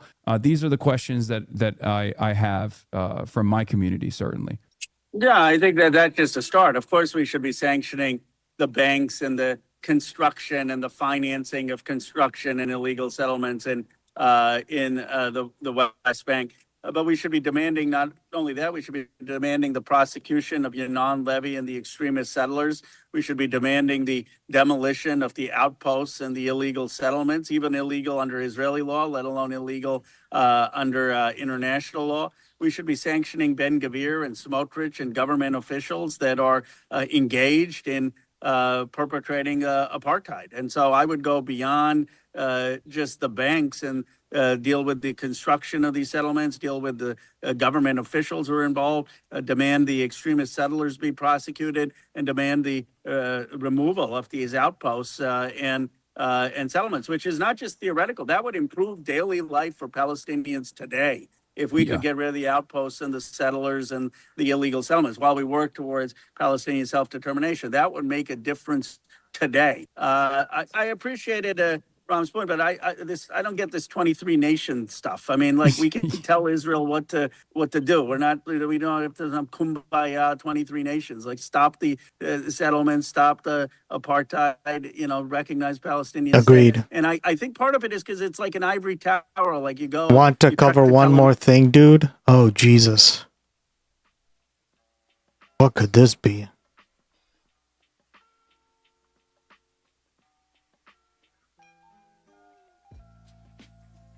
Oh yeah, we already covered this. Living Lily, I think you were at work. Yeah, it was awesome. Meet the people on the ground, and he smoked a fucking cigar. I'm glad at least Ram has moved. Right? Now it'll be the right pole of probably the Democratic Party. No worries. Yeah. We got to have people actually meet. It was hilarious. We watched that part of the VOD. It was awesome. I don't understand how you can lead this party if you've not been. I tried to go back and find it. Yeah, no, we watched the whole thing. We watched it live when it went like live on the air too. To the West Bank. For an honest look at what's going on in terms of the human rights issues that are at stake. And then I would not provide military weapons that are being used to kill civilians. I think that's where drop the bombs and Senator Sanders' amendments are. And I have supported that. Grindr is raising its flag at half staff. Oh. People I've said I don't I wonder why. In any atheist, including the purchase of Iron Dome. And Lady Lindsey, am I right, recently, guys? But I got into this back and forth with Mehdi Hassan, where at the time I was like, well, I'm not sure on that. And I said, Mehdi, we haven't even tried step 1. Like, we can get to step 7 or 8, but people who are saying, oh, Israel's impervious to the United States, how would we know? We've never tried. How about we stop the aid? How about we start these sanctions? How about we stop some of the these military sales? And then we'll see. And my guess is they'll very quickly comply. The reason the ambassador can go on with impunity on face the nation, even as Americans are detained, and the prime minister can obfuscate is because there has never been consequences. So yeah, well, I think the reason why people are demanding an embargo, myself included, is because it is an enforcement action that would get Israel to comply far beyond simply offensive or defensive weapons, especially considering that now there is this new bill that is being discussed where there's supposed to be a merger of the Israeli military and the American one that would make this that would make the issue of holding Israel accountable or stopping Israel's violence against civilians far more difficult. And I was wondering what your thoughts were on that as well. I know you've spoken about that extensively. Yeah, I'm just going to make sure my connection is strong. I've led the effort in the Armed Services Committee to make sure that that we have a removal of Section 224. Section 224 requires basically the merging of the Israeli military with the American military. I mean, it would appoint a special coordinating person who would basically merge our militaries. Why is this the strategy? And this is where I think it's important to get people on record, because we could cut the aid, we could stop, as I'm saying, the military sales under the Leahy law, but if you're joint producing everything under Section 219 or 224, it doesn't really matter. They won. They have all the military at that point. Yeah. We don't have this for any NATO ally, so we need to stop the military sales killing civilians. We need to make sure that we aren't giving any aid, and we should not allow an end run around that, which was basically Netanyahu's strategy to sort of integrate our military. I mean, it's absurd on its face that we would integrate our military with anyone, but especially absurd that we would do it with a country that's committed genocide, and especially and spies on us, right? Absurd that we would do it when the entire American public wants us to do less with Israel, not more. Only the United States Congress would dream up, well, let's do more. Yeah, the reason why I bring that up is because Benjamin Netanyahu, since the 90s, has claimed over and over again that they could do without American military aid. But nowadays, it's become a more commonly shared opinion in the Israeli military and in the Israeli government that it's becoming perhaps too politically disadvantageous to continue giving money to Israel so they can purchase the weapons back. And that's the reason why I think a lot of people stress the importance of an embargo and also this merger of the Israeli military, because at that point, it won't even matter if America is directly paying the They want to slip the military aid back in the back door. Yeah, Israeli government to then in purchase the back door. Arms from the United States of America. Oh, the back door. A version of this Oh, I get it. The butt hole already exists with like jet fuel, for example. This is like very insidious. And many people are not aware of this, but like the Pentagon has always supplied the Israeli military with U.S. jet fuel, and that kind of stuff doesn't even get mentioned in the above board numbers that we're talking about. So a version of this merger already in some respects exists, and you mentioned the exceptional nature of the military partnership that we have with Israel. That also exists with the F-35 program. Israel is the only country that actually doesn't have an American key to their F-35s, simply put. It's a little reductive, but they get to use their own operating software, for example. No other country gets this level of control over our technology. So do you... Like, where do you see this relationship going, especially given that it's a massive divergence between the American public, where every single day Israel is becoming more and more unpopular, whereas Congress seems resilient and resistant to that change, to abide by the needs of the masses? Well, we need to see Israel first and foremost as an occupying power that has an apartheid state in the West Bank and Gaza, and that committed genocide, and that there needs to be dramatic transformation and change for justice and peace in that area. And that means zeroing out the aid. That means no military integration. That means no military sales that can kill civilians. And I won't let BB get ever close to my butt under any circumstances. My man. Playing it smart, I see. I didn't intend to read it like that, but okay.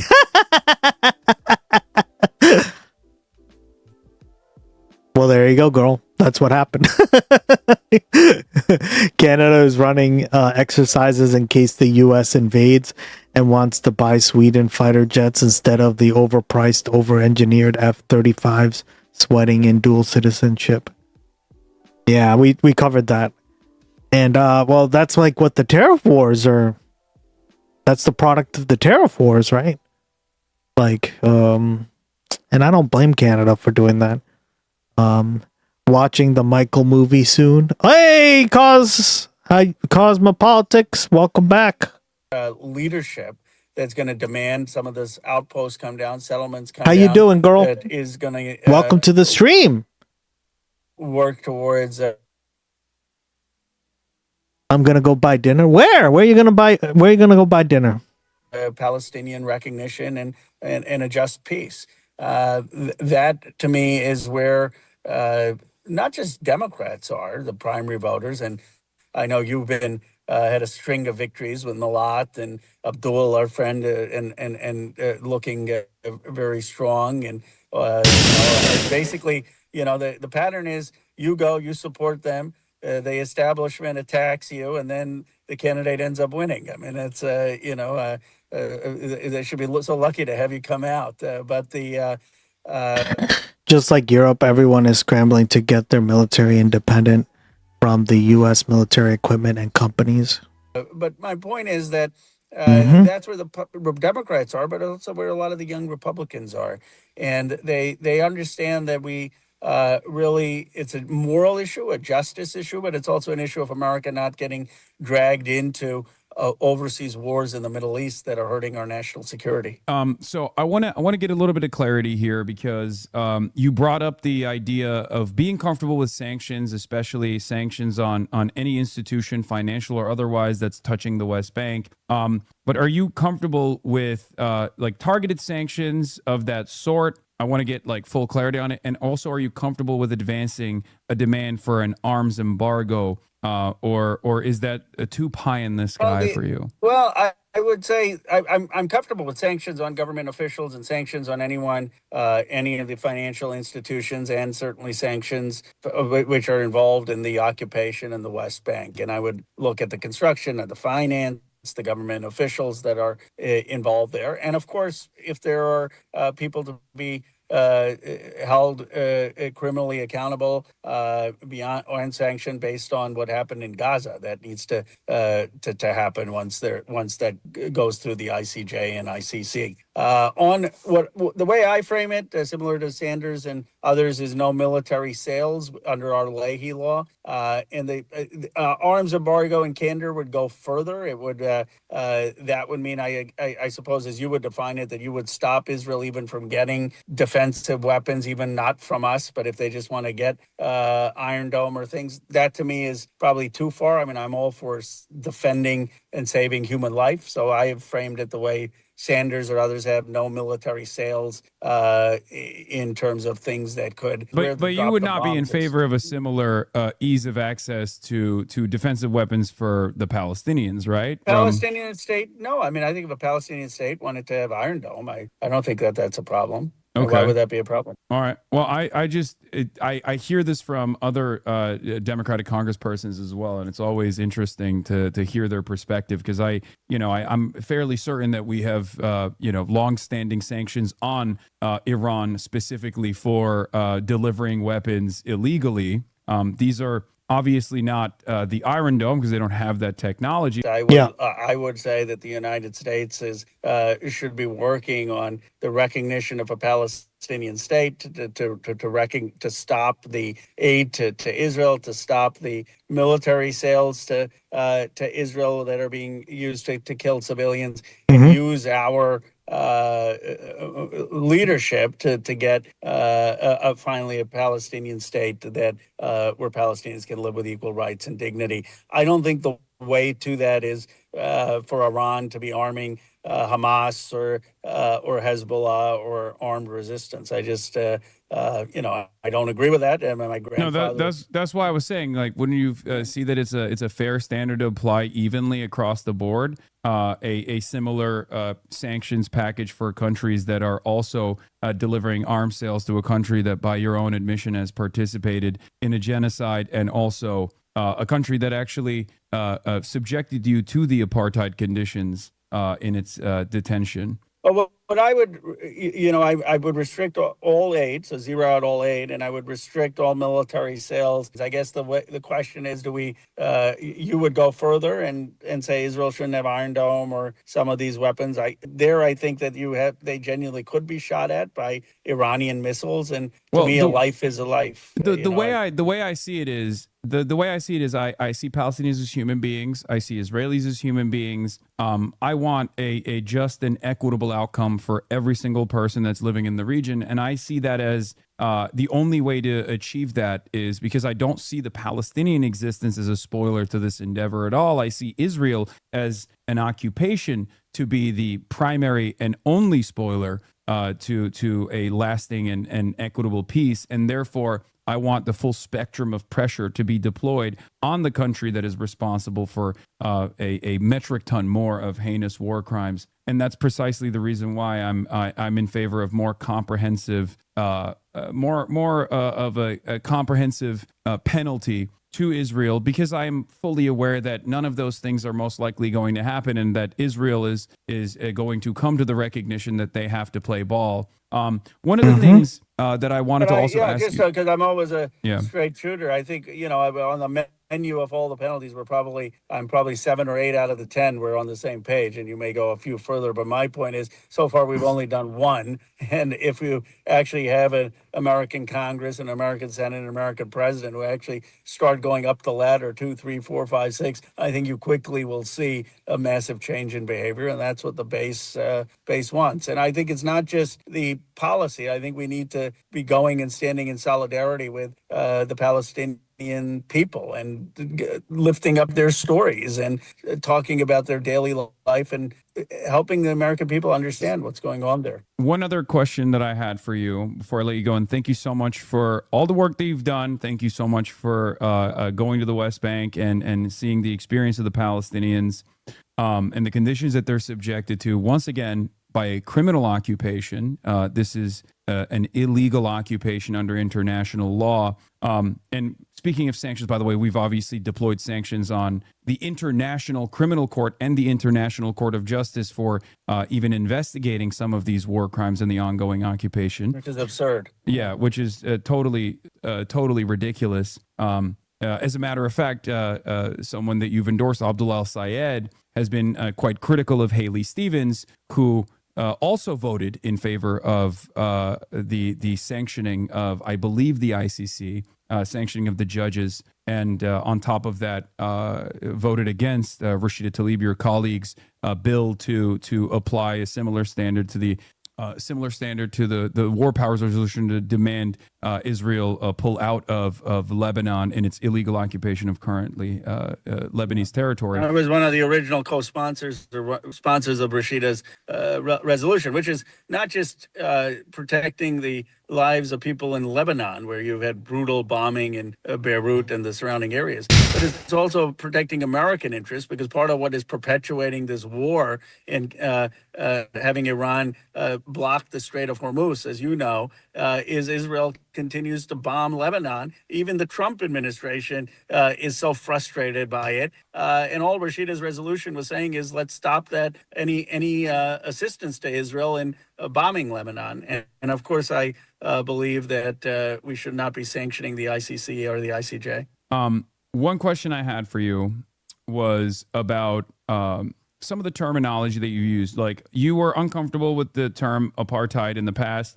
You have obviously evolved on your position, and I really appreciate that you've gone through this journey and have been very open about it as well.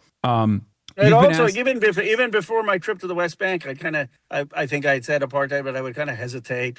Yeah, I have no hesitation after going there to say it is an apartheid state. I mean, it is a Jim Crow state. I don't care about any of the politics. I mean, anyone going there, spend 2 days there, I guarantee you'll say the same thing. That's not ideal. Look, I believe it was genocide. You can debate the legality of that and have legal debates. There is no debate if you go to the West Bank on the facts of the ground of apartheid. Yeah. But the reason why I was bringing that up is because, like, you've talked about the importance of using proper terminology. One of the questions that you have received, that you have answered in the past, is actually a silly question. It's does Israel have a right to exist? And now the new version of this has become, does Israel have a right to exist as a Jewish state? Since you have also faced the militant aspect of ethno-religious supremacy, do you still maintain the position that Israel has a right to exist as a ethno-religious Jewish state, as an ethno state, or has your calculation changed on that? Should any state exist as an ethno state, or do you have a different calculation now? I have always maintained, and I guess here's how I would frame it. I've always been saying that Israel should be Jewish. The Jewish people should have the ability to have self-determination. It's fine to have a Jewish state, but it has to be under equal rights and non-occupation with a Palestinian state and with equal human rights within the Green Line of Israel. There are a lot of religious states, right? I mean, England has the Church of England, Greece has the Orthodox Greek Church. There are, of course, Pakistan and Iran and Saudi Arabia and Jordan. The problem is there's a difference between having a state that has a constitution based on religion, which the Jewish people can have, and a state where she uses religion to oppress and subjugate and deny the rights of others. What is happening right now with Israel is obviously an occupation, an apartheid, and a genocide. So I don't support that. But my hope is that what could emerge is a state that recognizes equal rights and ends the occupation and has a Palestinian state. That said, look, I'm not rigid. Obviously, I've supported this framework for the Arab peace plan, and that could go forward. There are other possibilities.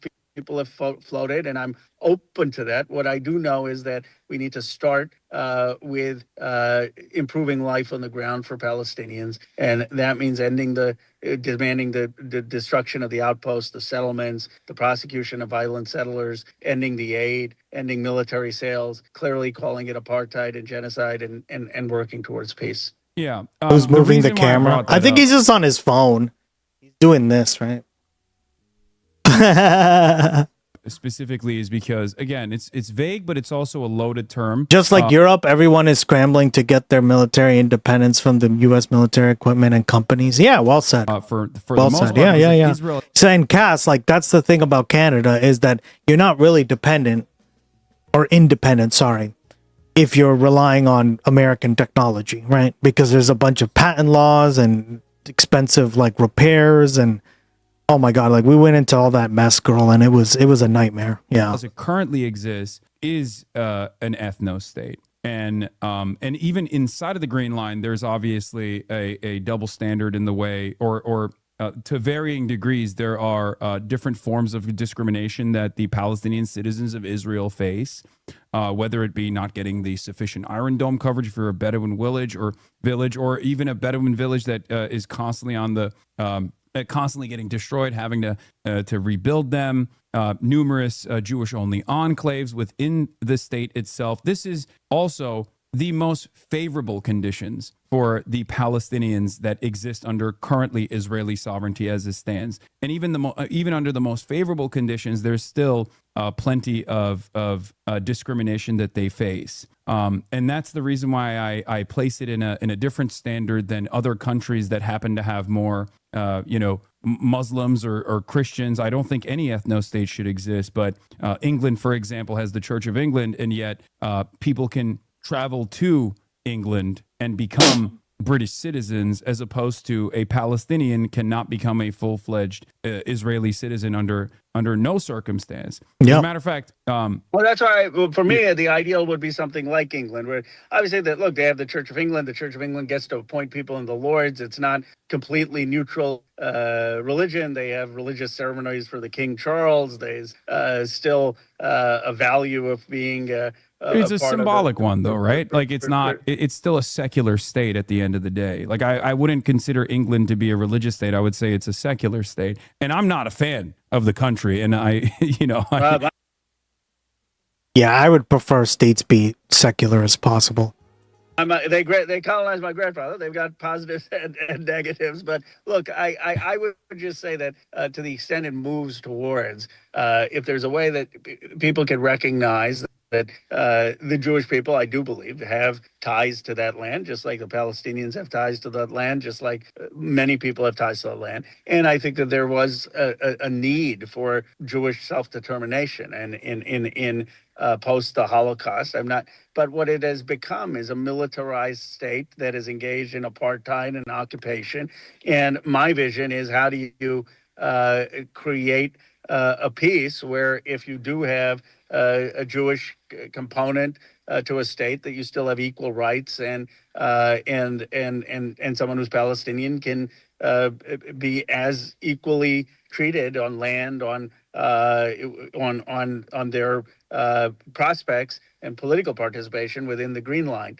And I think you can get to that if you can get a Palestinian state. But to get to a Palestinian state on the ground, you first have to get rid of all these illegal settlements and these outposts and the violence, and you really need to take a lot more constructive steps. But like I said, I'm open to other solutions. To me, it seems that working towards this will get to peace. But I hope other people in the Congress, the Senate, others will come and answer these questions, because we have a lot of people who, now are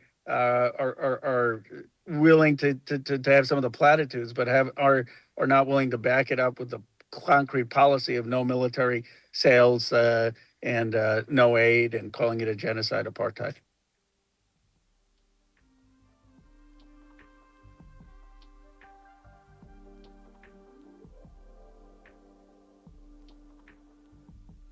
Well said.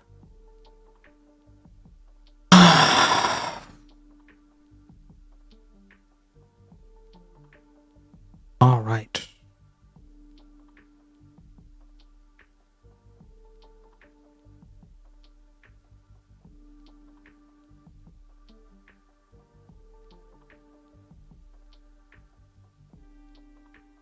The U.S. fighter jets, even in some kind, shut off the switch from the cellar attached, so they basically only fly if the U.S. is fine with it.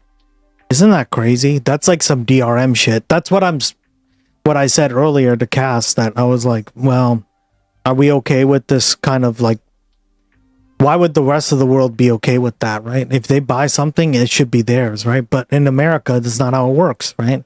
And it's quickly spreading to other parts of the world as well, where, yeah, that's not the case, right?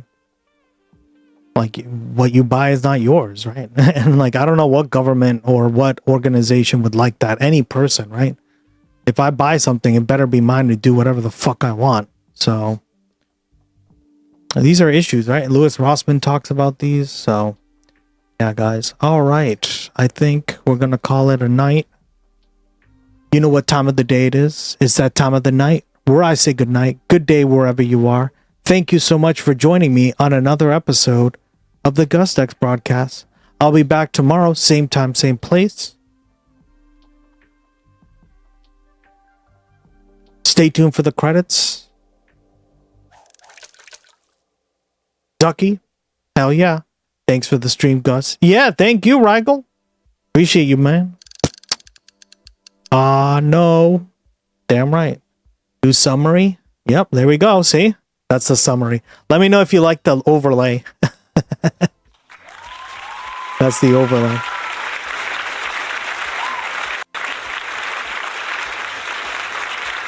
Wait a second. Why isn't it working?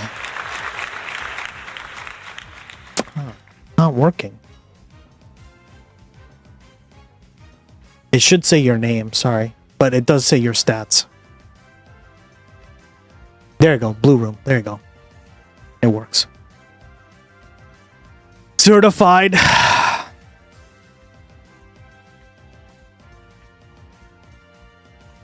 Wiggly tough.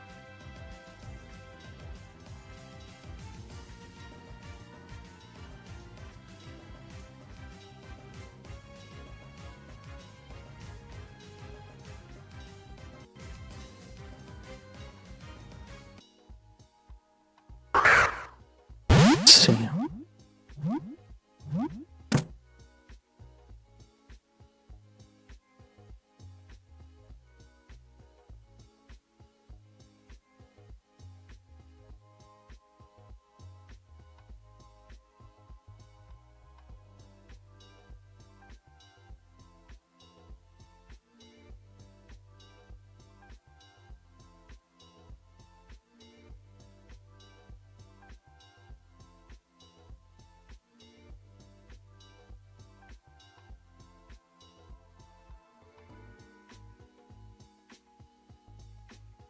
I was with my BFFs.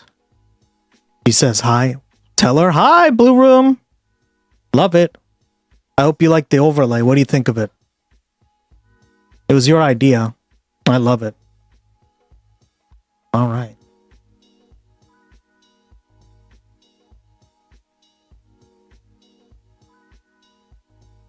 Soon.